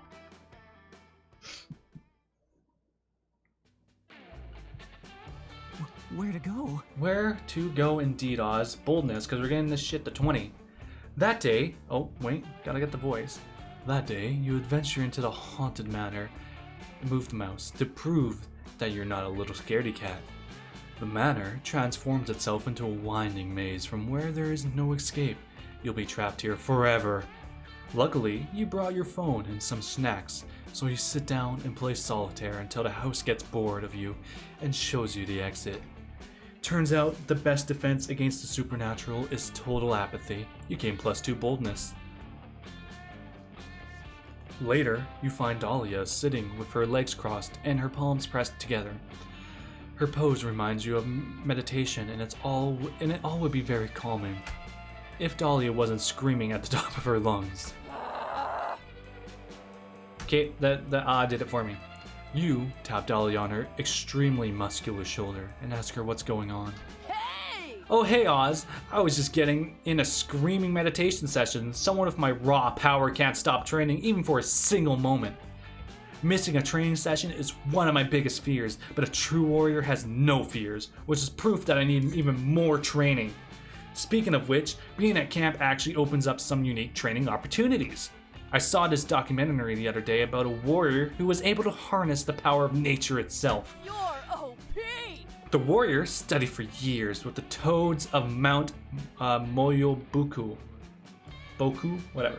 And once the toads learned to trust him, they taught him their special jujitsu. And all of that nature training really paid off in the next documentary where the warrior defeated King Dragon in the Dark Tournament of Heroes. But to be honest, Oz, I'm kind of struggling to harness nature's power. I can't find a single wise toad. All the toads I've found are idiots. This is so frustrating. I'm surrounded by nature right now, but I just can't figure out how to harness it. Suddenly, Dahlia turns away from you and starts shouting at a nearby tree. Nature, show me your secret jujitsu. I promise I'll only use your power when I really need it, like when anyone challenged me for any reason, just whenever I feel like it. Giving Dahlia the power of nature sounds kind of terrifying, but also kind of hot, like in a poison ivy tentacle vines way. Help her do it. To gain the power of nature, you must first defeat nature, devour a salad. To gain the power of nature, you must be one with nature, become a salad. Alright, I don't know which one of these was. Become a salad. Devour a salad seems like it'd be the bold, maybe fun option. Or become a salad might be fun. We're gonna go with this one, because gotta go with the bold options. We're so fucking bold. Dahlia is all about being bold. And I think fun, so yeah. You tell Dahlia that eating a salad will literally mean that she'll be getting her power and energy from nature itself. That plan makes perfect sense. It's exactly what I've been doing with arsenic for years. Every day I eat a little bit of arsenic and in the hopes that becoming as powerful as arsenic. It didn't even work as planned, but I still have super strong immunity to arsenic. That's not nothing. And since nature and arsenic are basically the same thing, if I eat a salad every day, I will become immune to nature. Oh, that's not what you meant, but you try and point out to Dahlia that nature and arsenic are slightly different things. But she's too busy eating arugula and listen to you. After a week of eating salads every day, Dahlia finds you. Immediately, she looks great. Getting enough fiber is good for the skin. Dahlia is here! Oz, thanks to your idea, I have completed my training over the last few days. I've eaten 5 whole salads, including the salad bowls. But by this point, I obviously must be immune to nature, and to test the power, I have thought up a series of nature immunity tests. I'm going to start by hugging a beehive, and then do some dental work on a wolf. And finally, I'm going to use an eel as a belt. You wince, terrified at Dahlia's nature test. She runs out of beehive, arms open wide for a bear hug. And it works!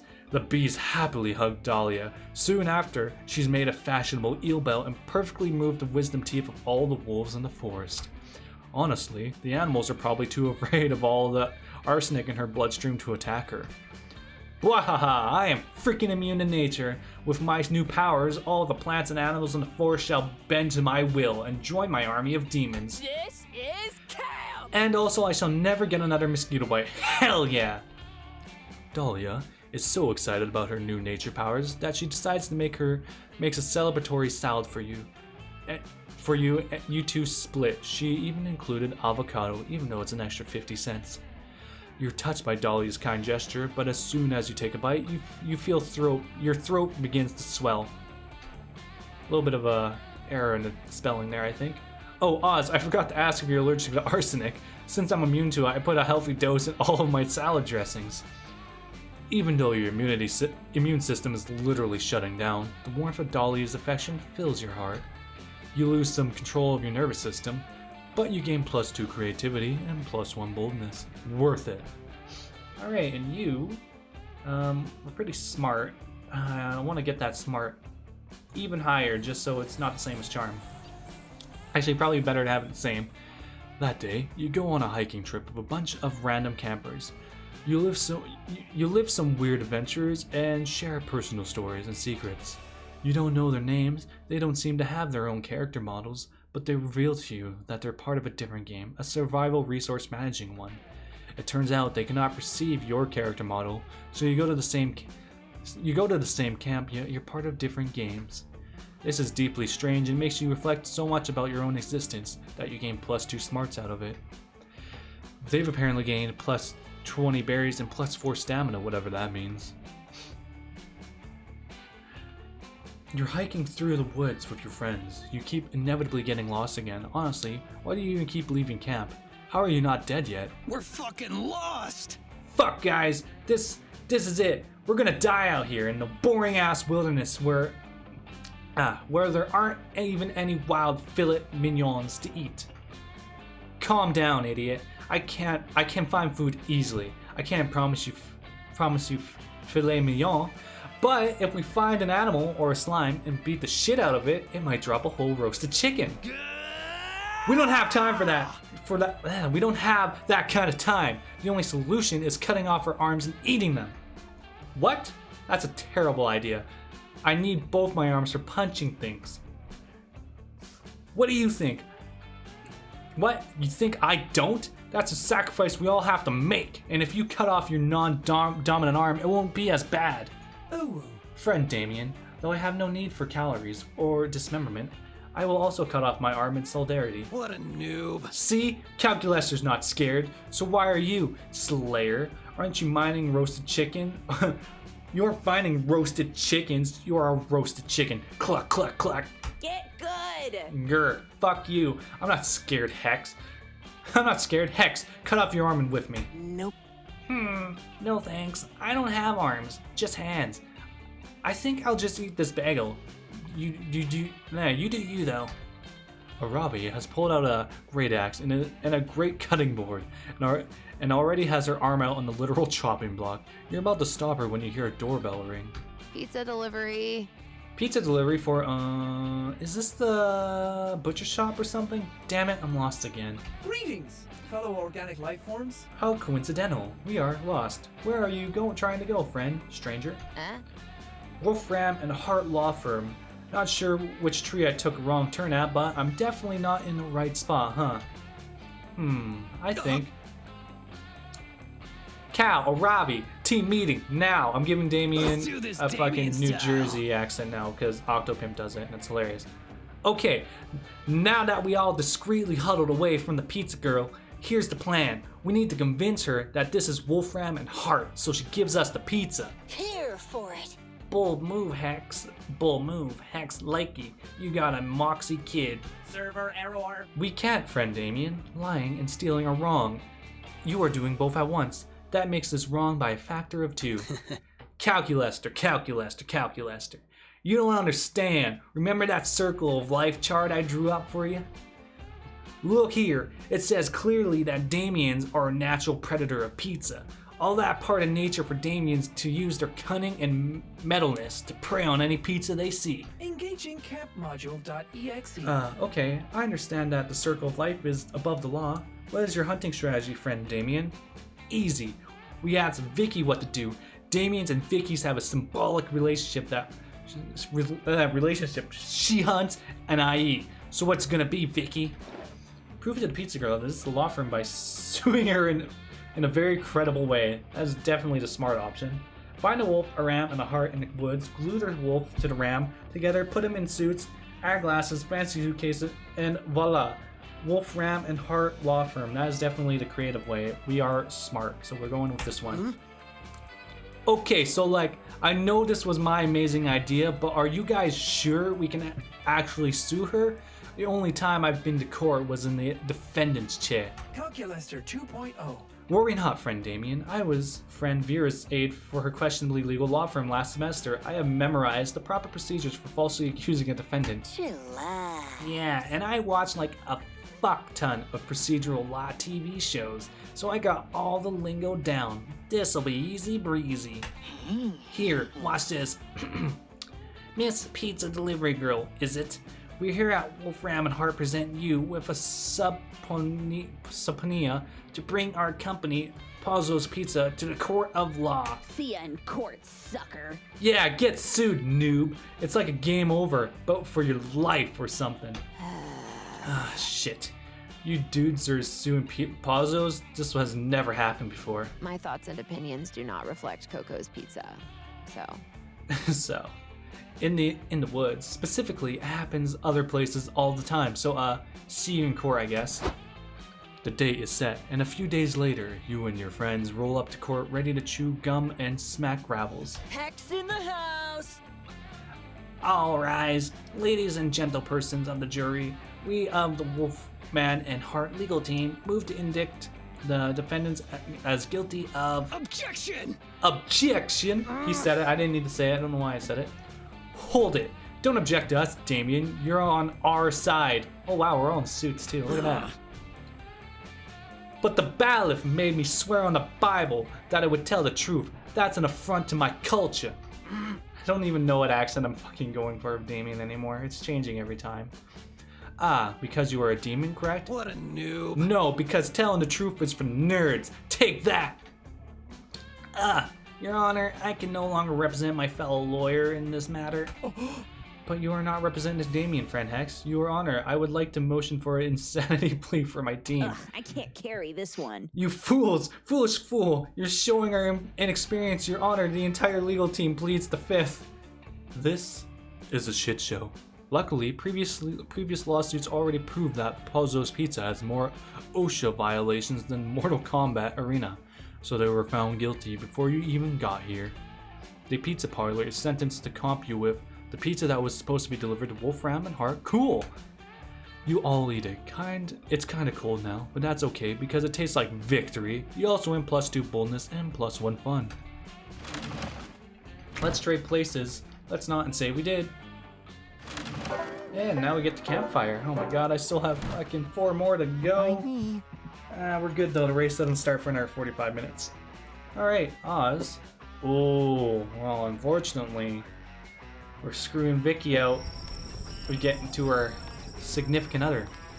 Later, you're chilling by the fire when you hear a terrifying, blood-curdling, yet also slightly adorable sound. Dahlia and Aravi's hysterical giggling. Sup, loser? Oh, it's Oz. I guess you can hang out with us if you want. We're just finishing up our weekly girl talk session. Girls' night! Yeah, girls talk rule! And Aravi and I have so much to talk about. Next topic on our girl talk agenda is healthy eating habits. Yeah, good topic. Usually I have a small breakfast, but I think the most important meal today is the one you consume right before the dungeon mini boss fight.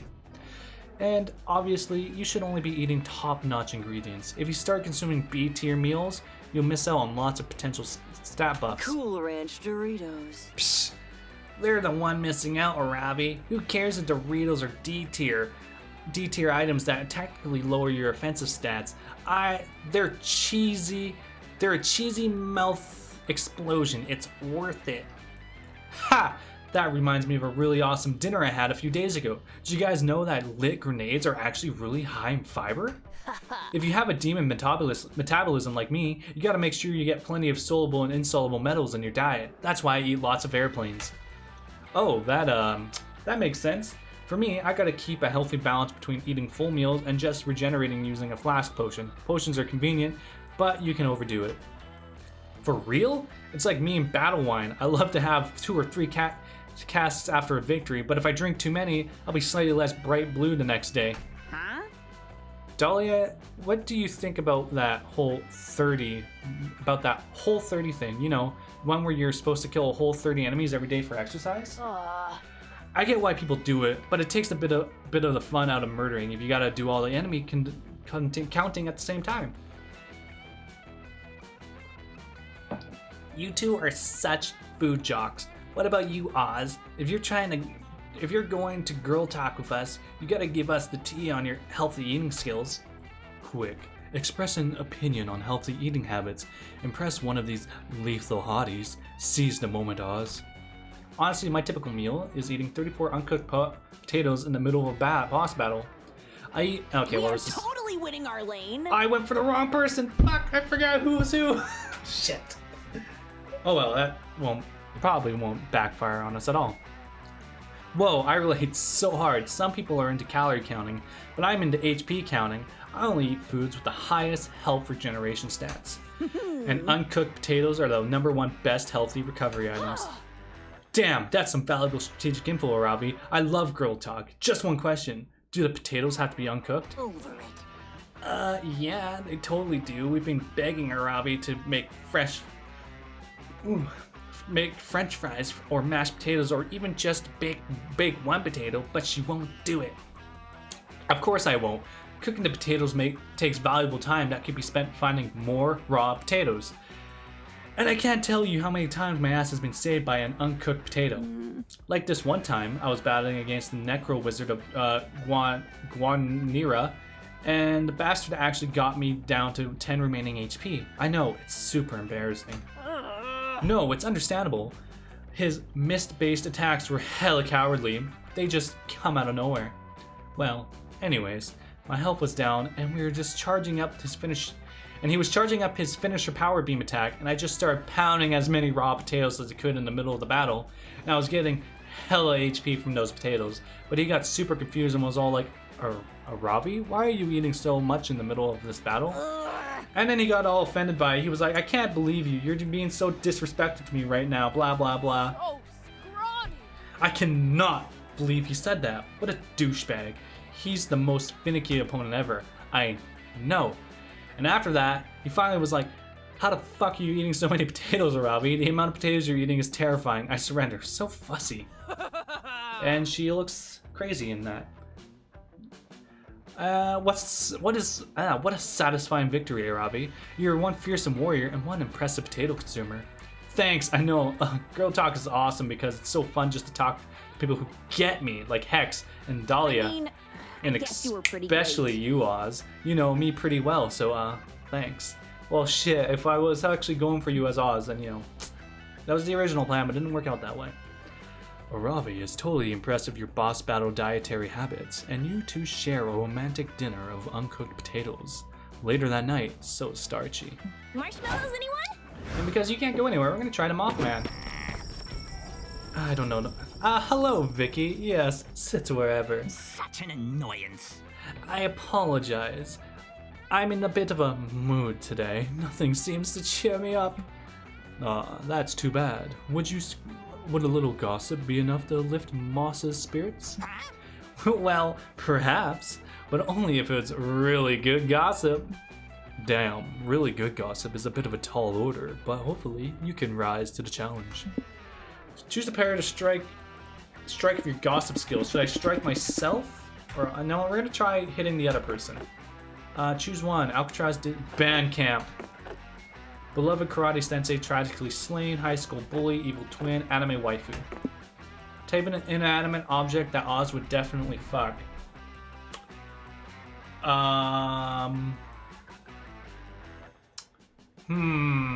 Inanimate object that Oz would definitely fuck.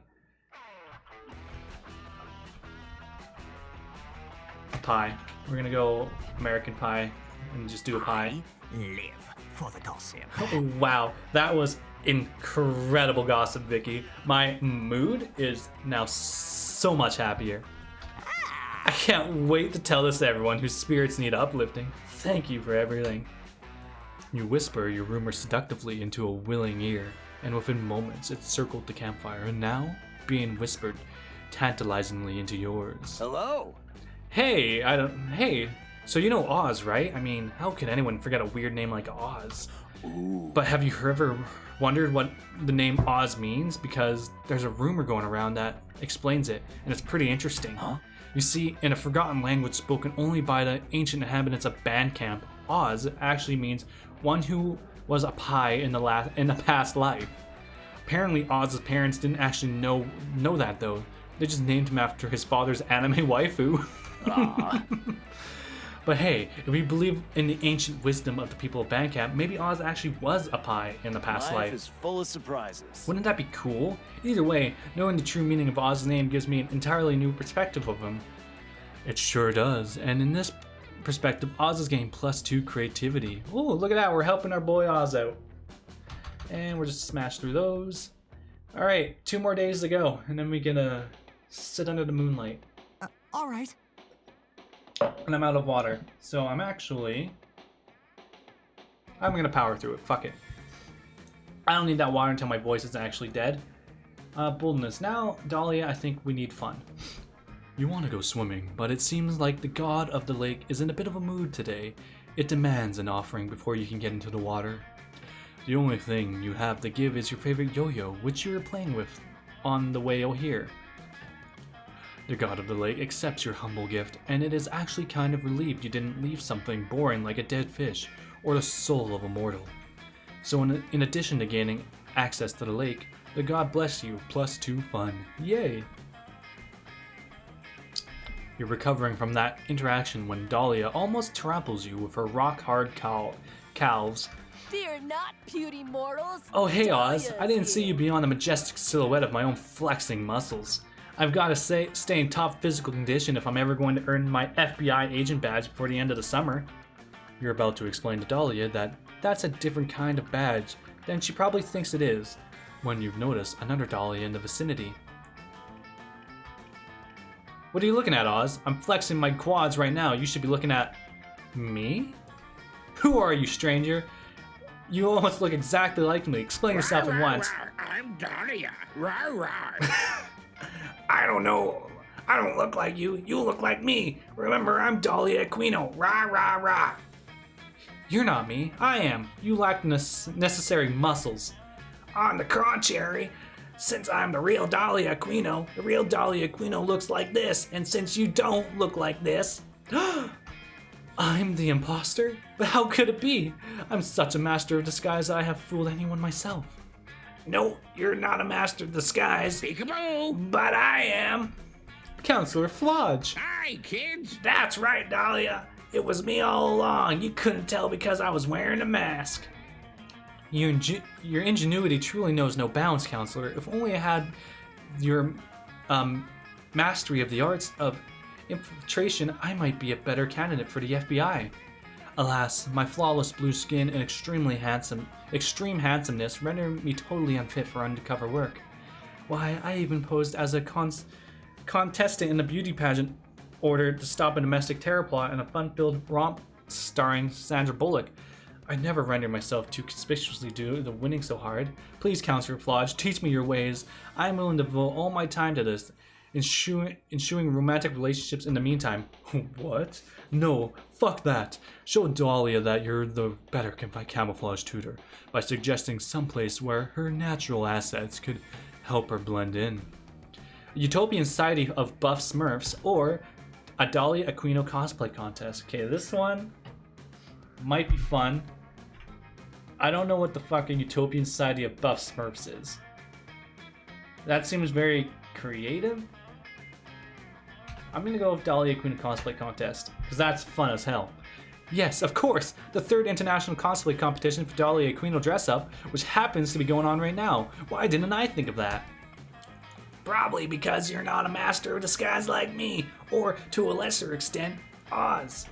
This is just like going undercover at Miss Universe pageant, only better because there will be more of me there. Gotta go. Come on, Oz. Help me get ready for the Thick Dad. Soon in the Thick Dad dressing room. All right, we only got a few hours to prepare my disguise. Let's think. What would Dahlia wear to a Dahlia cosplay competition?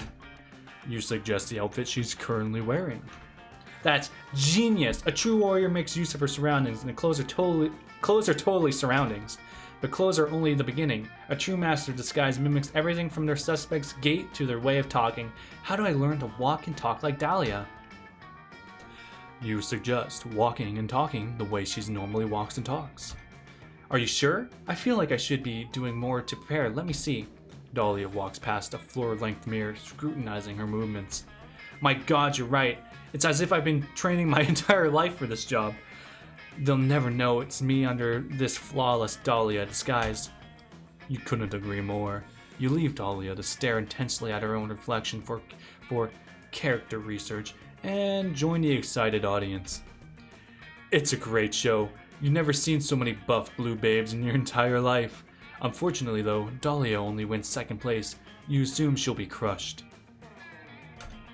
Crushed? I'm delighted! It means that my Dahlia impersonator disguise was so convincing that no one could tell I was the real Dahlia. So many Dahlias! Plus, did you see that first place contestant? She's flawless. I'm flattered to even be in the same competition as such a professional.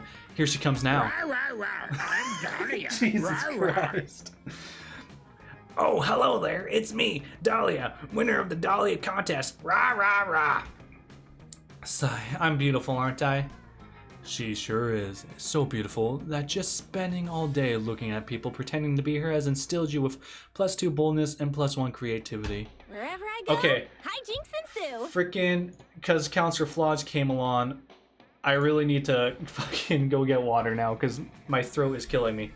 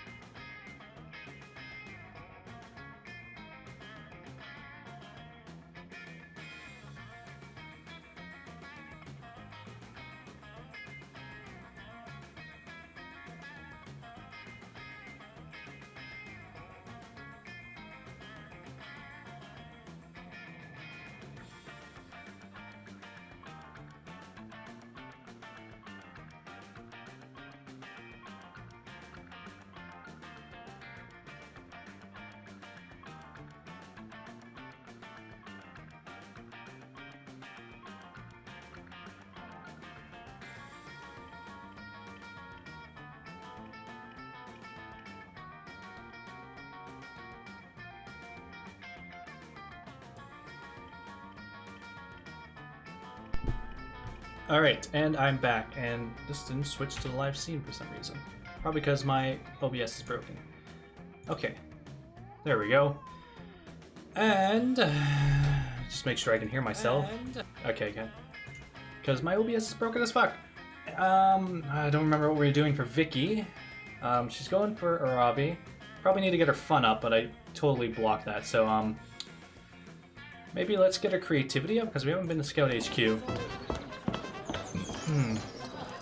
That day, you happened to take the same Monster Scouts class as Mamini, the Oni girl. You didn't get good sleep last night, so you ask her if she has any of that weird energy drink she lets you have once during high school. She doesn't, but she does have some very strange smelling coffee that could help. Where does this girl even find these weird ass drinks? The coffee is delicious, but it comes with side effects. You get an acquired fear of caterpillars, and you grow +2 creativity in your hair. You find Arabi, and the two of you walk around the HQ building, opening every single drawer in case there are useful items inside. All seems well until bear attack! Bear attack! I'm a bear and I'm attacking! Aravi Mishra, adventurer extraordinaire. The chilling cry of the dreaded attack bear. a beast in rich and cunning as its XP. Stand back, Vicky. I'll handle this. While I'm pleasantly surprised by your commitment to bear safety, Aravi, I just want to make sure. Beware the bears! You know I'm not an actual bear, right? You're just your old pal Coach dressed in a bear suit in order to increase bear awareness. Why does everyone in this game have fucking gravelly voices? Aravi, why are you standing there frozen, staring off into the middle distance? Is there something new, millennial dance that I'm unaware of? Oh God! Oh man, the voices are killing me. Oh God, I've seen this before. She's menuing. What? She's navigating her attack menu in order to select the perfect move with which to defeat you. Oh? What attack menu? The one in her head. I guess although I'm in her head and I don't see any attack menu, I always just tell her to choose something randomly and get it over with. Shut up, Hex! Ugh, you don't get it, you dumb curse. Monster hunters are weak against bears because bears are technically beasts, not monsters. I've got to choose the perfect attack to counter my type disadvantage, otherwise the combat might go suboptimally. Gasp, oh no. I'm not Coach, I'm a bear! Well, in real bear attack, you can't expect the bear to wait around while you select the perfect attack, so neither will I. Roar and stuff. Coach charges towards Aravi. Quick, help her break out of her decision paralysis before she falls victim to this fake bear attack. Repeal the Second Amendment to the United States Constitution, removing the right to bear arms. That's probably creative.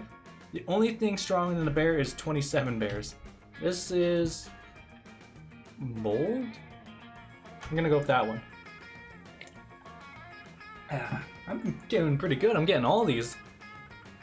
Aravi pulls out a spreadsheet of enemy strengths and weaknesses and considers it intensely. Bear, type, bear, strong against, hunter type, fish type, honeybot type, weak against, 27 bear type? You're absolutely right. Alright, I cast Bear Force 1. Before you know it, the air is full of militaristic growling as 27 parachuting bears descend on your location. It's a veritable bear strike. The bears land one by one and gather around Coach. You prepare for an ugly scene. Oh! Look guys, I was just trying to teach my students how to stay safe from bear attacks. But here in the middle in the woods, are you really gonna maul an old Coach over that? What? Says the lead bear. Maul you? See, this is exactly the issue. Yeah, says another. While wilderness bear attacks do happen, they're actually quite rare. By posing as a bear and attacking summer campers, you're contributing to a harmful image of bears as bloodthirsty behemoths who only care about murder and picnic baskets. And don't even get us started on that goofy fuck yogi.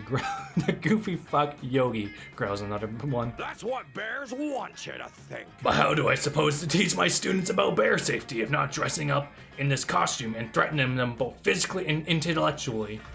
Well, I suppose we can't stop you, says one of the bears. But could you at least take steps to prevent a more well-rounded picture of bear culture? I sure can, but I'd really appreciate if you guys help me develop my bear curriculum. After all, I don't want to be accused of cultural appropriation again. Enjoy your youth! Plus, as I always say, many hands make light work, especially if those hands are bear hands. The bears agree to come teach a workshop on bear literature and cuisine, and Coach agrees to attach a label to the back of his costume that says, "Not actually a bear."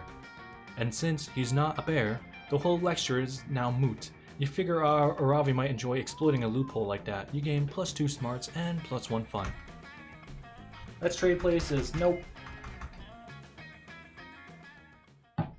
Okay, I want to give Vicky some fun, so we're not going to go to the lake. We are going to get our creativity up, which means going to the camp. Scout HQ. That day in Monster Camp Scouts, they teach you about how to use stars and trees bark to find your way when you get lost on the internet. As a test, Coach leaves you in the middle of the internet. You easily get lost. Before you know it, you're watching the Spanish synchronized swimming team perform a routine based on Stairway to Heaven. You don't even earn the orientation. You don't Yeah, you don't earn orientation while you're on the internet badge, but you definitely gain +2 creativity from watching such beautiful display of skills. Swear to God, if I have to do Coach's fucking growling accent again, I'm gonna die. None of that gets you any closer to banging your campmates, though, which is why you're so relieved to find Dahlia shortly after. She appears to be thinking? Harpoon gun, baby powder, tank of compressed helium. What am I missing? Oh hey Oz, behold my latest gambit in my all-out campaign to have the best summer ever. Suddenly, southern accent.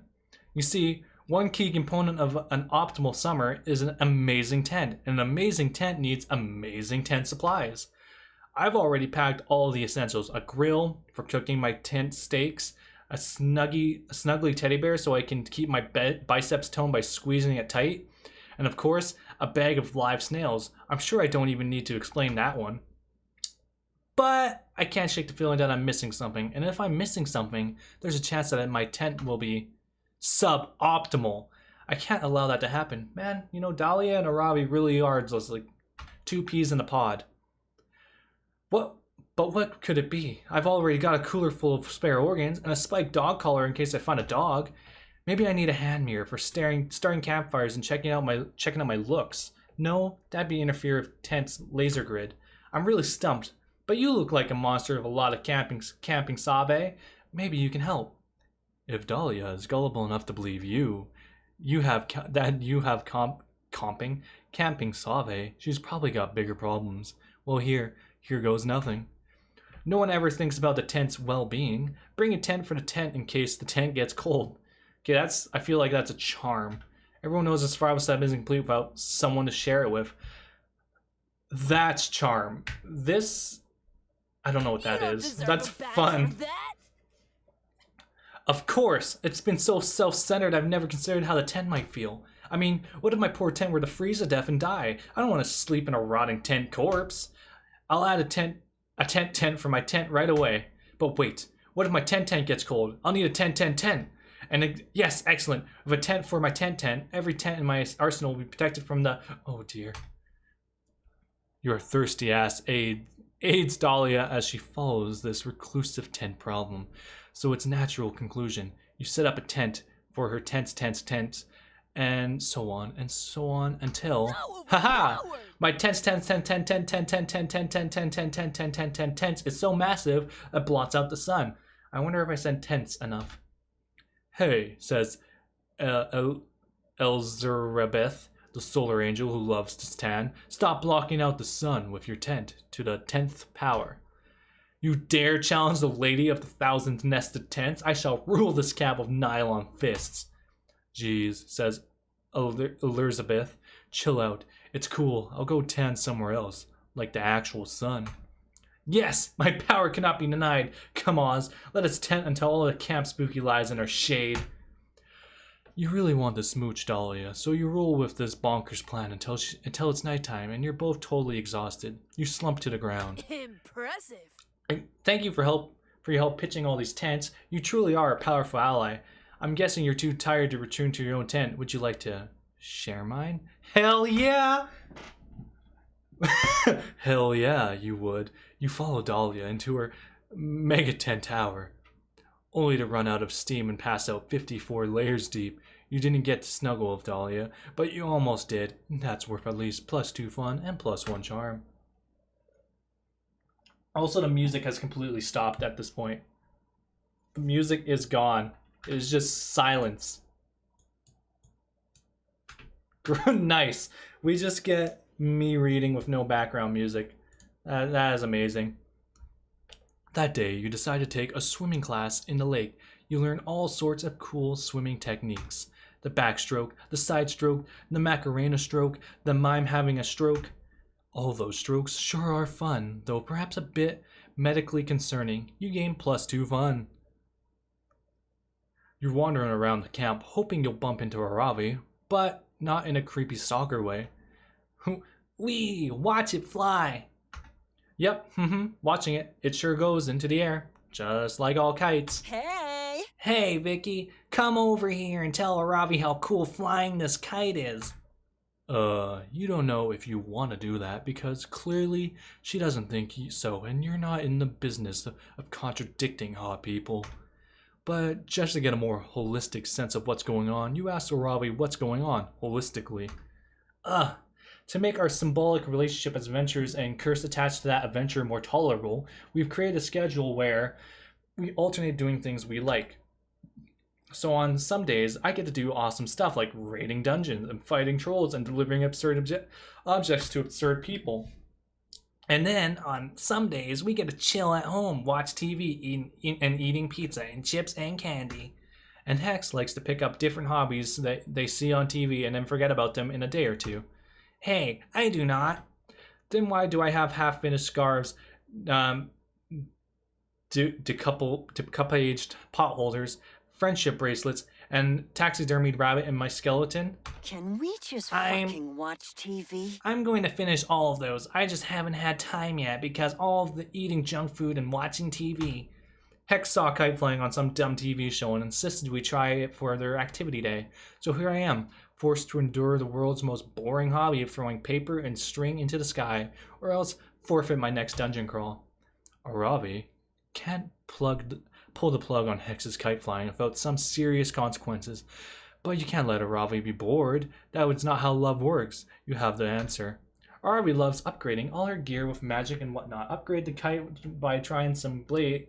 I think that's supposed to say tying. It does say tying. I'm just an idiot and can't read. Tying some blades to it and see what happens. Enter and conquer the scene of hardcore hyper-competitive kite flying. Okay, well this is... This one I'm going to say is maybe creativity. This is my lowest stat. But it could also be boldness. But I'm going to go with this one. Because this one's boldness. Hardcore hyper-competitive kite flying? Really? Kites are cool only if they're competitive? Prepare to die! Duh! Stuff is only fun if I can crush someone else at it. It gives me a sense of superiority and tons of material for my therapy sessions. Yeah, I bet. Vicky, let's get down to business. I need a training partner. Want to Krillin me? It's when you post some degree of rivalry for a short period of training. I end up surpassing you easily, but then you can get some sort of climax by sacrificing yourself. Sure. You go into the kite training. You learn all sorts of epic anime-like techniques. The staple technique that you update every now and then with a fairly similar upgraded version. The forbidden technique that can kill you. You've promised to only use it in a life or death situation, but you always end up using it. So much fun. And no, that's all. 90% of anime techniques fall in those two categories. But enough about training. You're not training anymore. Now you're in the legendary kite tournament. We've done it, Vicky. All of our training has led to this. I feel we're prepared for this moment since forever. You have a very unique understanding of forever, girl. You're interrupted, though. Stop chatting, you weaklings. It's me, Buffbert, the big buff rival who's super confident in himself when he's prepared with a small adversary in the tournament. You're my first adversary, girl, and you're small, so you can bet I feel confident. Buffbert! Then she wins. Boring. Can we skip to the end of this already? You do, and it's the final already. Somehow, and Aravi is in it. Who could have guessed? I follow the path of the kite. What the fuck? Aravi. I'm just doing it. I must admit, you've shown us all the kite fighters that you are one to respect, even though you're totally new to the competitive kite scene. Your head will be mine. But this ends now, I'm afraid. Cobra Kite! Oh my god. Stop! I'm also a finalist. Everyone has perished under the fangs of the fearsome technique of Cobra Kite. Huh? Now, I think whoever is organizing the tournament is super drunk. Most of it makes zero sense. Sword! Gasp. We meet again, Sareth, my sworn rival. Today I put an end to your reign of kite terror. Kite terror? You could try, or we could join forces. Defeat is not an option. Double gasp. What? That way we could first ensure Aravi is out. Because in the midst of climatic moments when two people team up against one, they tend to win. That's it. A foolproof plan. I'm smart that way. Shut up. It's not a big deal. I'm gonna beat your Laura Expo dumping asses. But Shio and Seraph join forces after a long sworn rivalry seems to hold a lot of significance in the TV show or game, or whatever dumb form of media they're from, so their alliance turns out to be very powerful, even for Aravi. Aravi is done for, unless You two put aside the long ancient rivalry you two have held since like the very start of this outcome. Vicky and I joining forces? Whoa! You unlock the third type of anime-like technique, the duel technique. That can only be performed by former rivals joining forces. It's a thing of beauty. I live by the kite. Defeat, a cruel but acceptable way, bested by such a formidable technique. Yes! Vicky and I asked you to Krillin me, and you just Vegeta the whole situation. I admit I underestimated you. It's almost hot. And this is only to start. I will become the Kite Hokage or something. This is my new character arc. Fuck my life. Arabe totally gets bored of kites by the next day, but you still gain +2 fun and +1 boldness. Let's trade places. No, because this is going to be night, and we're going to go talk to our crushes at the campfire. And then get some drinks, and 2 more days. I am definitely missing the start of the NASCAR race. Now let's go talk to Dahlia and Joy. You're scouring the ground for any dropped s'mores, or lost wallets, or other fun paraphernalia for you to take, like some kind of horny young adult vulture. But instead of finding any of that, you find Dahlia, Joy having an argument, the most fun thing of all. Dahlia Aquino. Okay, Joy, I'm ready. I've been prepping for this day. Lay it on me. Lay what on you? The Coven test, of course. My goddess. Oh, Hecate, help me.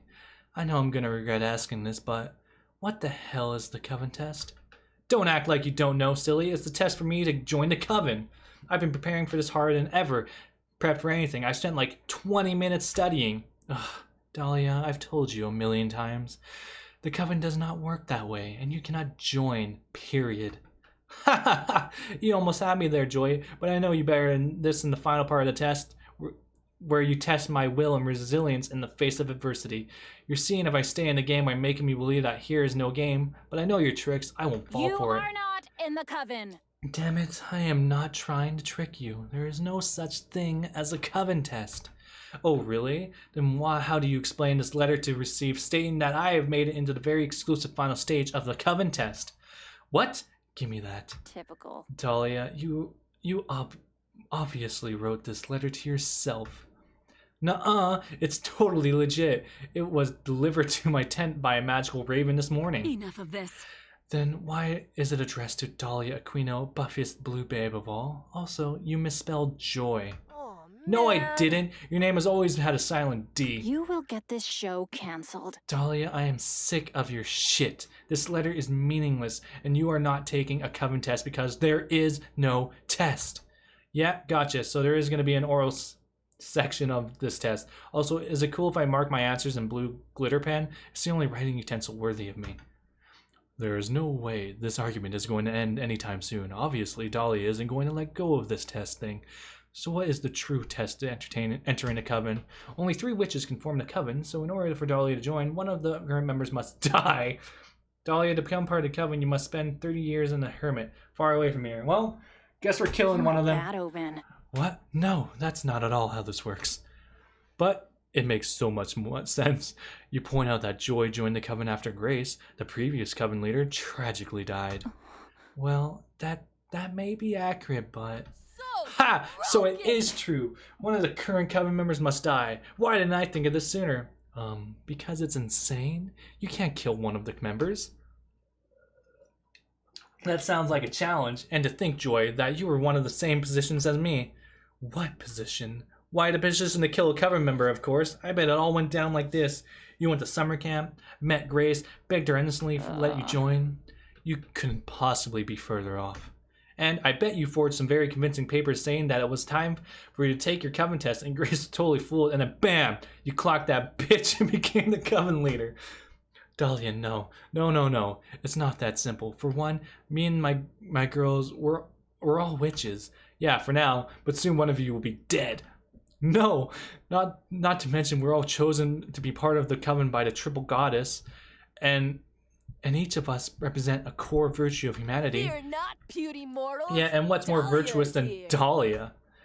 The question is no longer will Dahlia kill one of us, but which of us will Dahlia kill? This is a hard pick. I obviously can't kill you, Joy, because you'd see it coming.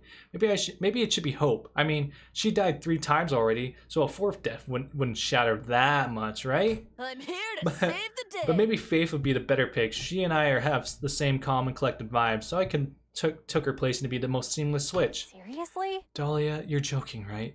You're not actually going to try and kill one of my girls. You haven't seen Aha! the rest of me. Another test of will. Of course I will, Joy. And I promise I'll make you proud. Come on, Oz. Since this is your idea, you should join me.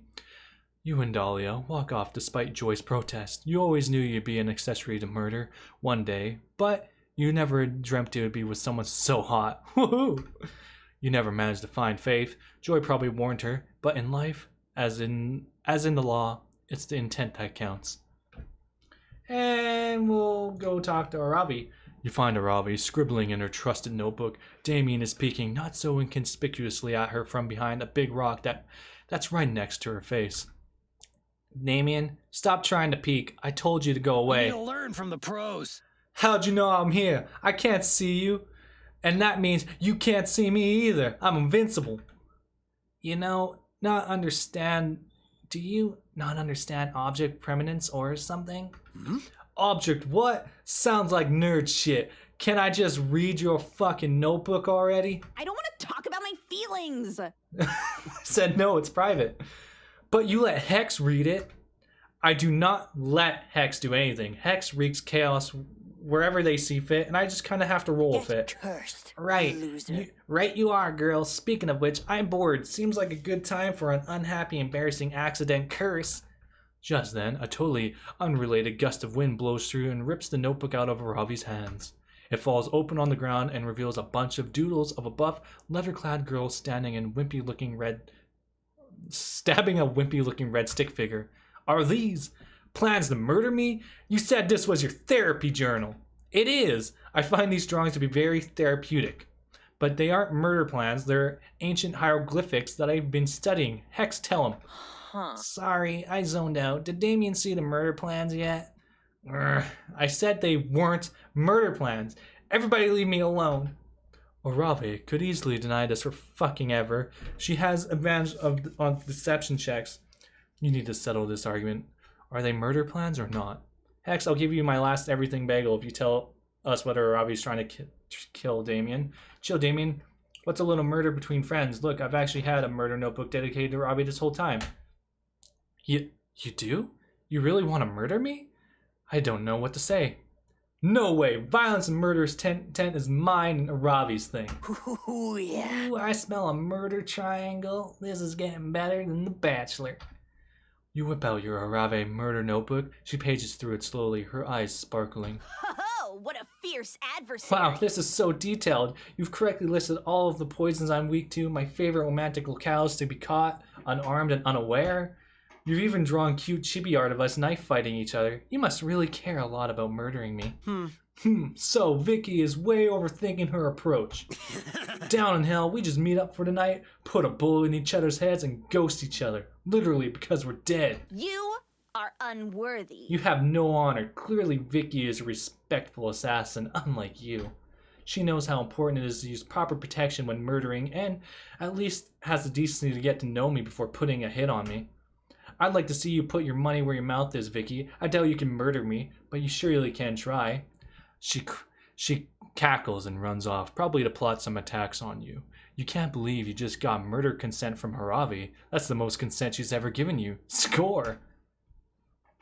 Bring out your flask, let's go talk to Jean.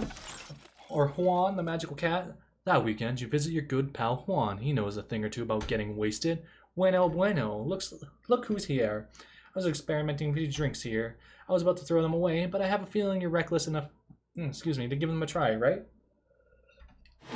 What about this one? Oh, hell yeah, the Cosmopolitan. Otherwise, you always have the mystery box. Now we're going with the Cosmopolitan. That looks sick. Yeah, I'm testing your common sense. And you passed. Prize is drink your choice. Alright. This one also, the Equalizer. This sounds like it's gonna... I don't know if you drink that, but the real question is, will you? Because at this point, who knows what you drink? I don't know if I trust this one, because this is going to bring all my stats to be the same. So I'm going to take the mystery box. We're gonna get the cool dude. Oh, I'm gonna be so cool. Hope you're happy with it. No refunds. Alright, let's drink. Cosmopolitan. The Cosmopolitan received its name because it disrupts the very core of the cosmos. Thanks to it, any stats effects is now doubled for you, for better or for worse. Oh shit, alright. The cool dude. I really did it this time with the naming, right? The drink makes everything cooler. Specifically by renaming all of you with the coolest, sickest names ever. Senpai? Hope you can stomach that. Happy trails. Okay, so we got Vicky is now Senpai. What is Oz? Cooler Josh. Okay. Can I take a minute to think? No, you can't, Cooler Josh. You're not allowed. We're going for Dahlia. Let's get that. Actually, no. Vicky could use the fun, maybe. Vicky could use the fun, so we'll bump up that creativity. That day at Monster Scouts, you learn all about building scarecrows. That vaguely nature-related, right? You decide to take a step further, though. You add a magical crystal you found in a cave last month to your scarecrow and turn it into a sentient being. The scarecrow is very grateful to have been made alive. You take your new friend out for a soda and have a very pleasant afternoon. Then, you're forced to disassemble him, so the next group of scouts can use the materials. Your scarecrow begs you not to relinquish your gift of life, but you're a dedicated monster scout first. The scouts appreciate your dedication to the organization. You're awarded +2 creativity. After that, you happen upon Dahlia messing it around in front of her tent. It looks like she's surrounding it with bear traps, and pictures of herself saying, "Swipers, no swiping." Oh, hey, Cooler Josh, how are you? Oh, damn it! Dahlia stepped in one of her bear traps while walking up to you. She yanks it off her foot and proceeds to mangle and take revenge on every last one of them. Is anyone else turned on right now? Ugh, should have known those rusty little ankle biters would never work. But how else am I improve my fortress away from fortress? Cooler Josh, maybe you can help me. If you know I am an extremely accomplished monster scout, and the badges I've earned are arguably worth more than any gold or love, obviously I can't undercut my natural good looks by wearing them all the time, but I don't like storing them in my tent without any sort of defenses. These are Monster Scout badges thieves lurking around every corner, hiding in the shadows, always trying to steal badges. I need to be prepared. You kind of doubt that, but it's cute seeing Dahlia so passionate and worked up about something. In your silence, she goes back to punching the bear traps. Now's a good time to brainstorm. How can you fortify her tent to ward off badge thieves? Make scarecrows out of the corpses of previous robbers, or scatter a very alluring 1,000-piece puzzle around the tent. Thieves will get so distracted trying to finish it that they won't have time to steal anything. This one's either smart creativity. This one could be bold. I'm gonna go with that one. Yes. Oh hey, good idea. I was wondering what I was gonna do with old Stinky here. Dahlia casually reaches into her tent and pulls out a dead guy. You're unsure if his name is Stinko before, but it definitely is now. Yeah, this scoundrel was trying to rob my tent earlier today. He asked to borrow some sunscreen and I said sure, but then I realized I could all be a clever ruse to steal my badges, so I stabbed him just to be safe. Good thing I earned Arts and Crafts and Rotting Biomatter badge last week. Let's make a scarecrow. You and Dahlia get to work outfitting Stinko with some scary costumes. Fake fangs, fake blood, real blood, donated by Stinko, and a butcher's knife. A pitchfork, a real fork, a spork, the scariest of all cutlery because of its unpredictability. Hey, this is kind of fun. I think I have some glitter left over from my army's attack on the fourth circle. Pride. And here's some cool sunglasses I took from a different guy I killed. So chic. Your scarecrow your scarecrow project turns into a big game of dress up, which eventually ends up in a fashion show where you drag Stinko down a runway and make him pose dramatically. Now gimme fierce, hell yeah, let me see your game face, work those rigor mortis calves, Stinko. Impressive. I love it, this is the most fashionable guy I've ever killed. No one will ever try and rob me now, thanks for your help, Cooler Josh. Well, Dahlia, right about everything, avoiding your tent. Stinko, as an addition to looking fly, sure attracts a lot of flies. They're pretty sure this whole area is a biohazard now, but who cares? Dahlia is so cute when she gets into a project. Stinko gains +20 fashion, but minus all life. And you gain +4 creativity and +2 fun. Hell yeah. And we're gonna get some fun at the beach. You head over to the lake to get your tan on, but as soon as you get there, it starts to rain. Most of the beachgoers leave, but no, you will enjoy a fun lake day. Damn it, you had a really rough morning and you won't let anybody else stop you from getting fun. You aggressively splash in the lake and laugh as loudly as you can, hoping the clouds will give up trying to ruin your day. Instead, the lake gets struck by lightning. When you wake up from the electrocution coma, you're on shore, the sun is shining, and you have a cool new facial twitch. You win! You gain +2 fun. Afterwards, you find Dahlia, Aravi, and Milo crouched around something on the sand. You head over to see what they're looking at. Come on, Dwayne, crush him. Crush that crustacean. Rip his shell off. Eat his organs. Do a spin move. You're trending, darling. Try moving a few centimeters to your left where I can get a better photo of you. You get I like how, because these are the two, Aravi and Dahlia are the ones I'm going for, I just don't give them a voice, and then everyone else I sort of try.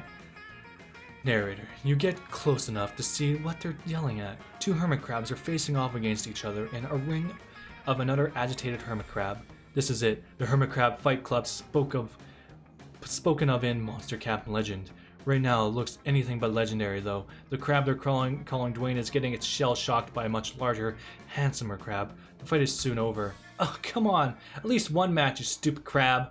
Pathetic. You're hardly worthy of the name Dwayne the Rock Lobster Johnson. Well, yeah, he's not actually a lobster for one thing. Branding trumps accuracy, darling. This is the 21st century. This is an opportunity to grow. But I do have to admit, this is inspiring underdog stories, quickly turning into bad content. I think it's high time we interfered. Yeah, by subjecting Dwayne to a rigorous training regime. Don't be stupid, all he needs is better equipment, like a 2+2 shell or a repeating crossbow. But all of that would be utterly meaningless without a stronger presence on social media. We need to get his crab on Instagram. Meanwhile, the bigger crab is making Dwayne smell her genopores. None of the others have the right. The ultimate hermit crab upgrade is a well-executed redemption arc that absolves the hermit crab in the right eyes of the audience, paving the way for a rise to the top of the fighting club rankings or tango lessons. Okay, this is fun. This is maybe creative. Tango lessons. So fun. We knew it.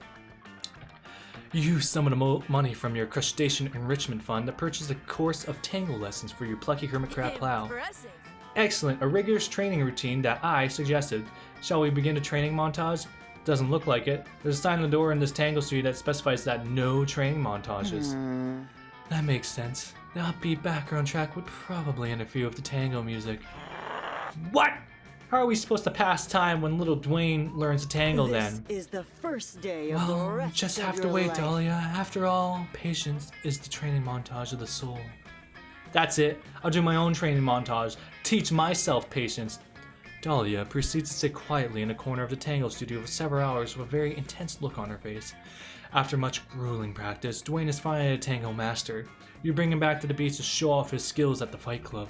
Dwayne scuttles into the ring for his first match and launches in the most graceful tango you've ever seen from a hermit crab. Do you think you should have also taught him some, fighting moves? Hey, darling. But we have darling. After all, life's greatest struggle is the fight to express yourself. I don't know. I think life's greatest struggle is the fight not to get a claw jammed up your butt. But Aravi's fears prove unfounded. Dwayne's opponent is mesmerized by the graceful movements of his feral display of masterful tango, leaves everyone speechless. Which isn't that hard to do because crabs are naturally speechless, but even so, the silence which follows Dwayne's dance is practically reverent.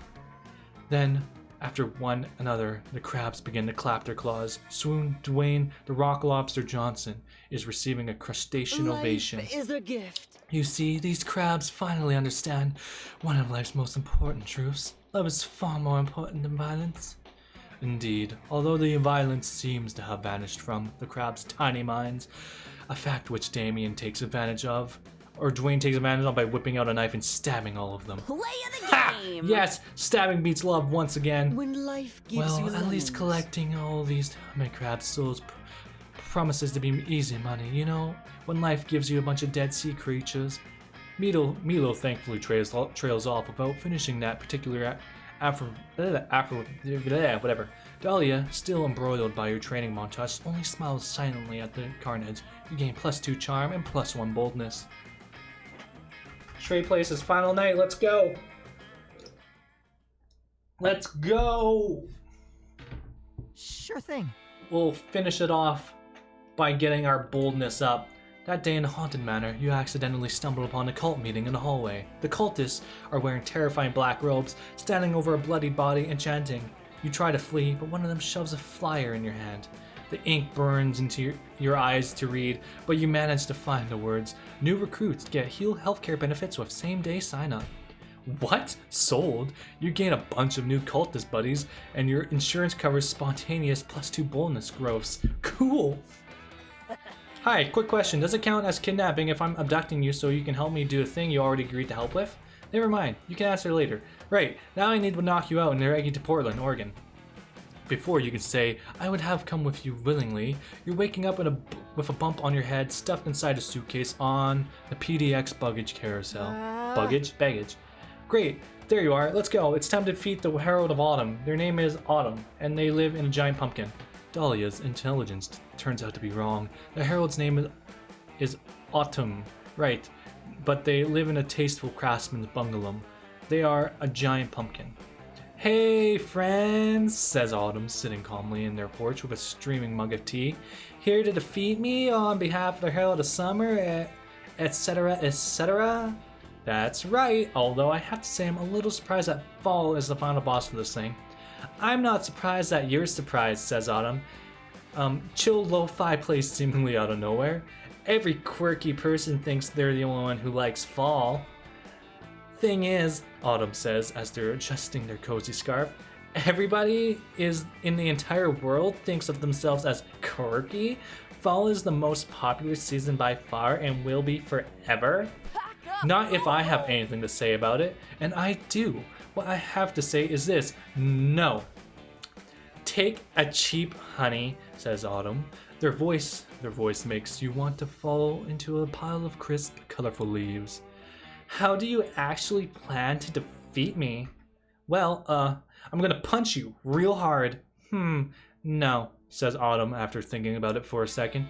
Punching really isn't the vibe right now. What do you mean punching? What do you mean? Punching is always the vibe. Watch, I'll show you. I can't do it. The vibes are too chill. It's like trying to punch my way out of a warm quilt. Oh no, with Dahlia's greatest weapon out of commission, how will you ever defeat Autumn? Well, you've got two ideas. Sunburns ruin summer, allergies ruin spring, family drama ruins winter, but fall is ruined by drone attacks. Oh shit. Exploit Fall's greatest weakness. Offer them pumpkin spice flavored poison. Oh shit. I feel like this one might be smarts. Or maybe it's creative. Drone attack seems bold. And we're going with it. Special ending, boys! For the first time, Autumn's calm demeanor falters. Drone attacks? Aw, dang. You found my only vulnerability. It was pretty chill for self-aware drones to agree to a truce of monster kind at the end of the incredibly sweet monster robot war. Oh wait, was that? I don't know who that was. I fought in that war, on both sides, just so I could do more fighting. But it's a bummer that the truce just forced them to confine all their drone strikes to fall. If it weren't for the constant fear of drone strikes, fall really would be the perfect season. Ah well, Autumn sighs and lets their eyes drift up to the horizon. Oh no. A drone attack, but it's summer. Says Autumn shrugging. Everything within a 30-mile radius of a divine person is considered to be fall for the purpose of the treaty. I live in a life of constant peril. I guess I could flee again. I changed my name to Autono and moved to Spain, but I really like this house. Guess I'll die.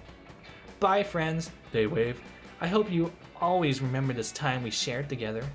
I will not. Autumn seems to say something else, but just then, the drones blow up their house in an extremely surgical strike that only obliterates 3 of the surrounding city blocks. Oof. Dahlia protects you with a crushing muscular embrace. Sploosh. We did it! The 3 pretender seasons are defeated. Summer reigns supreme. A children's hospital collapses in the distance. You should get a badge for that. I wonder if I get a special badge for this. Wow, it feels great to be the hero. Not as great as it feels to get crushed by Dahlia. Plus, you find +4 charm and +2 fun in the smoldering wreckage. So many places to go! And you know what? We will get that. No, we'll get that fun up. Decide to bring a metal detector to the lake. They scour the beach and look for buried treasure. You find a keychain, a tin box of stale cookies, which you eat anyways, a glowing chalice that the Knights Templar come to confiscate for some reason. But best of all, you manage to find some genuine silver-plated +2 fun. Score! Afterwards, you meet up with Aravi and Hex. Ever since you received that mysterious scroll, you three have been on a long, arduous quest. You've solved countless puzzles, followed clues after clue, prepped your inventory, and now you're finally here, the secret location of the Ring of Sustenance. Boring. What the fuck? It's just a big, dumb wall. This isn't a bagel shop or a dungeon. I want a refund. Oh. Wait, Hex, check out those mysterious runes carved into the wall of cuneiform? It translates to, sacrifice the blood of a fool to summon a manager of legend. Aravi slits your finger open and smears your blood on the wall. Suddenly, the ground below you starts shaking. The wall crumbles away and opens up to a huge dark cavern. With a bagel shop inside, there's a grand opening. Sign, a line of adventurers out the door and a paper mache bagel on the roof. What? What is this place? Did I eat too much paint again? Am I hallucinating? You're approached by a goblin. Hail and well met, adventurers. 'Tis I, the manager. You have done well to reach this place. Welcome to the Ring of Sustenance. Wait a minute. This place makes no goddamn sense. Is this a dungeon? Can I shoot you with my crossbow for experience points? Sort of.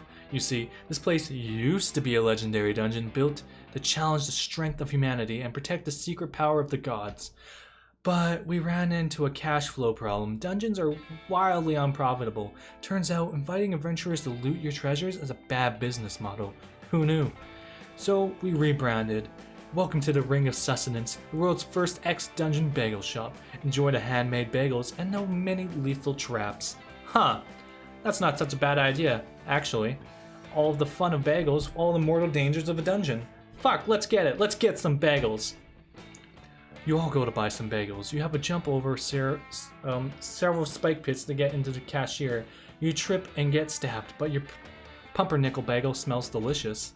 After that, you three hit up the Schmear station for cream cheese. There's a grumpy looking goblin guarding it and immediately starts screaming at you.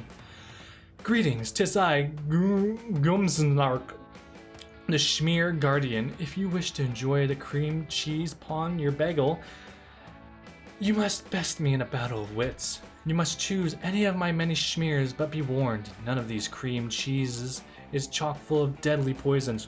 But which one? This is the dark game. Choose. Fuck yeah. So it's a randomized life or death skill check? Fuck yes, we'll play your game, Ghouls the Narc. Focus, Aravi. If we lose this game, we won't get any cream cheese. A bagel without cream cheese isn't a bagel. We have to get this right. 5 massive lukewarm vats of cream cheese are in front of you. Which one is poisoned? Guess right, and you'll hopefully impress your 2 hottest friends. Trick question, all the cream cheese is poisoned with chemical additives and refined sugars. That is definitely the smart option. It's obviously the one labeled poison flavored cream cheese, and that seems like the... we're going with this one. Damn it! Damn it, last one, we fucked it up. How is that not smart? How is that creative? If there's one thing that pisses you off, it's the cream cheese industry and ruining public health. You go on a 3-minute rant about the dangers of refined sugars. Seriously, senpai? Do you have to be such a bummer about this? Yeah, if God didn't want us to eat chemical additives, why were mere mortals burdened with the sufficient consciousness to invent them? Ever think of that? I respect your strong values, but Hex has taught me that something you need to chill out about stuff. We're right in the middle of a battle of wits. We can't get distracted by... Wait, Gunzark, are you crying? Sniff, sniff. I'm sorry. I'm very sensitive to criticism about my cream cheese. I make them myself from my very own goblin milk sacks. But then Senpai accused me of using artificial ingredients and sniff snob. Now I don't feel like doing a battle of wits anymore. Aw, come on, Gunzark. We were having such a fun time, buddy. You can't quit right now in the middle of battle. No. It's too late for you meanies. I'm going to spoil the whole thing. The strawberry cream cheese is poisoned. And for your information, it wasn't poisoned with artificial sugars. It was poisoned with poison. Otherwise, it's completely organic. I'm leaving. No, come back, Gumzalk. Will it make you feel better if I stab Senpai with my dagger of infinite internal bleeding? I curse He's you. gone. Nice one, Senpai. You defeated the cream cheese goblin with your terrible personality. Your friends are pissed at you, so you decide to eat your bagel alone, with only your strong moral principles to keep you company. You smear on a huge glob of your organic strawberry cream cheese on your bagel. Nothing tastes better than sticking out by your values. But you take a huge bite of your bagel and immediately feel the poison ripping through your body. You lose -3 fun. Well, shit. We made it all the way to the end without fucking up, and we messed up the last one. Who will be your summer love? Well, obviously Dahlia. Yeah. Sweet. And Vicky, we're still gonna go for Arabi. We might get it. Let's go. We didn't get it. Maybe. You finally gather the courage to ask your beloved to watch the meteor shower with you. Wait, you want to be my summer fling? Oh my god, OMG! I mean, I guess so, but not because I actually like you or anything. That'd be ridiculous. I mean, if anything, I'm just going out with you so I can learn your weakness and plot to kill you. Fuck yeah. Yeah, I'm not emotionally vulnerable. I'm just using this as a perfect cover as it's a date. I'm your markswoman. We did get it. My support. The last day of camp was awesome. During the meteor shower, Arabi kept listing adventures you two could go on during the fall. It sounded like a lot of stuff that could get you easily killed, but hey, it's implied that she wanted you to remain in contact for the time being. You told yourself that continuing to see her was going to be the most exciting adventure of them all. I can do this. Hot damn! After your seasonal adventure together, you wanted to ask Dahlia to be your summer fling. She's quite easy to find, she's radiating a potent summer light. Hey, Cooler Josh.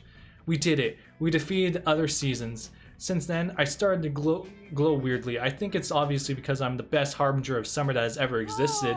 What? You want me to be your summer fling?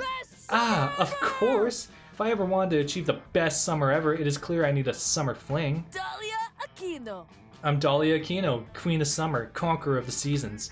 Bow to me, Cooler Josh. Henceforth, you shall be known as my summer fling. May you bask in my beauty and feast on my estival flesh. Summer forever. Hot damn! Dahlia accepts you in her warm, buff embrace. She's full of radiance and beauty. It blinds you powerfully. You become her summer fling. The good news is that by defeating the other seasons, this summer lasts a whole year while new seasonal harbingers appear. Best summer ever. Nice! We got both. We didn't get the special ending with Aravi in the bagel shop, but we got 2 successful wins. It really helps that I've played a fuck ton of Monster Prom, so I knew what I was doing. But it's still sick that we got it. Now let's watch these credits. Oh! Before we knew it, those weeks were gone. It felt like a hot minute, and it felt like an entire lifetime. That night, as we saw summer coming to an end, we all wondered what would come next for us. It felt like the end of something big. Little did we know, life had so many wonders and misadventures in store for us. Now I'm older, and I can see it how those years became the foundation of the mythology of our lives. Broken hearts turned tragedies sung for centuries. Wild nights became epics treasured forever. Every kiss and every laugh is now a constellation we'll always find while gazing into the starry nights, no matter how many years go by.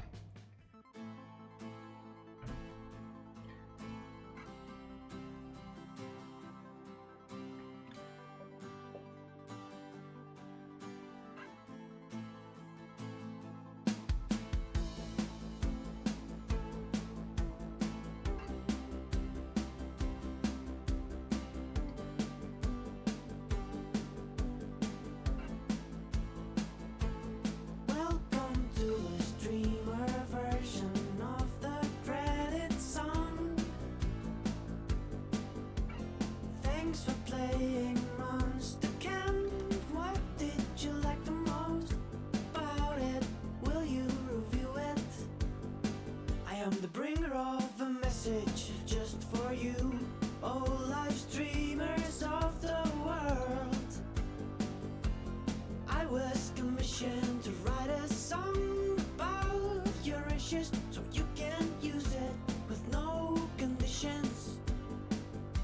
It's a pinky promise. It won't strike you down, down, down. We won't bother you down the line. You will monetize. Streaming Monster Camp. You won't get a strike. Playing Monster Camp. You'll be just fine. Streaming Monster Camp. You will monetize. Playing Monster Camp. You'll be just fine. Don't forget to like and subscribe and hit the notification bell and whatever. You will make your favorite streamer stay a bit better. Don't you forget it. Like if making content wasn't hard enough to worry about this stuff, like losing all your revenue or getting your third strike, but not with Monster Camp. Streaming Monster Camp. You won't get a strike. Playing Monster Camp. You'll be just fine. So now that we're here, my name is Claudia Martinez. Oh yeah. I made most of the music for the game. What did you think of it? Come on, just go and buy it. Please buy it, Dali and Diamond have me looked up writing songs for Pentagram, and they won't let me go until we sell 1 million copies. Streaming Monster Camp. You won't get a strike. Playing Monster Camp. You'll be just fine. Say goodbye to the streamer version of the credit song. And remember, streaming Monster Camp. You'll be just fine.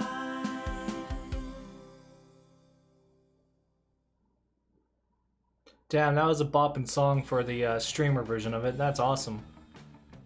Unlock some things, and alright, well, that will conclude the stream. Thank you for anybody who came out and watched or watches this later. I appreciate it a lot. And if you haven't ever played Monster Camp, you should, or Monster Prom for that matter, you should go check it out because they are hilariously great games. And now I am already late for the NASCAR race by about 30 minutes, so I need to go. Goodbye.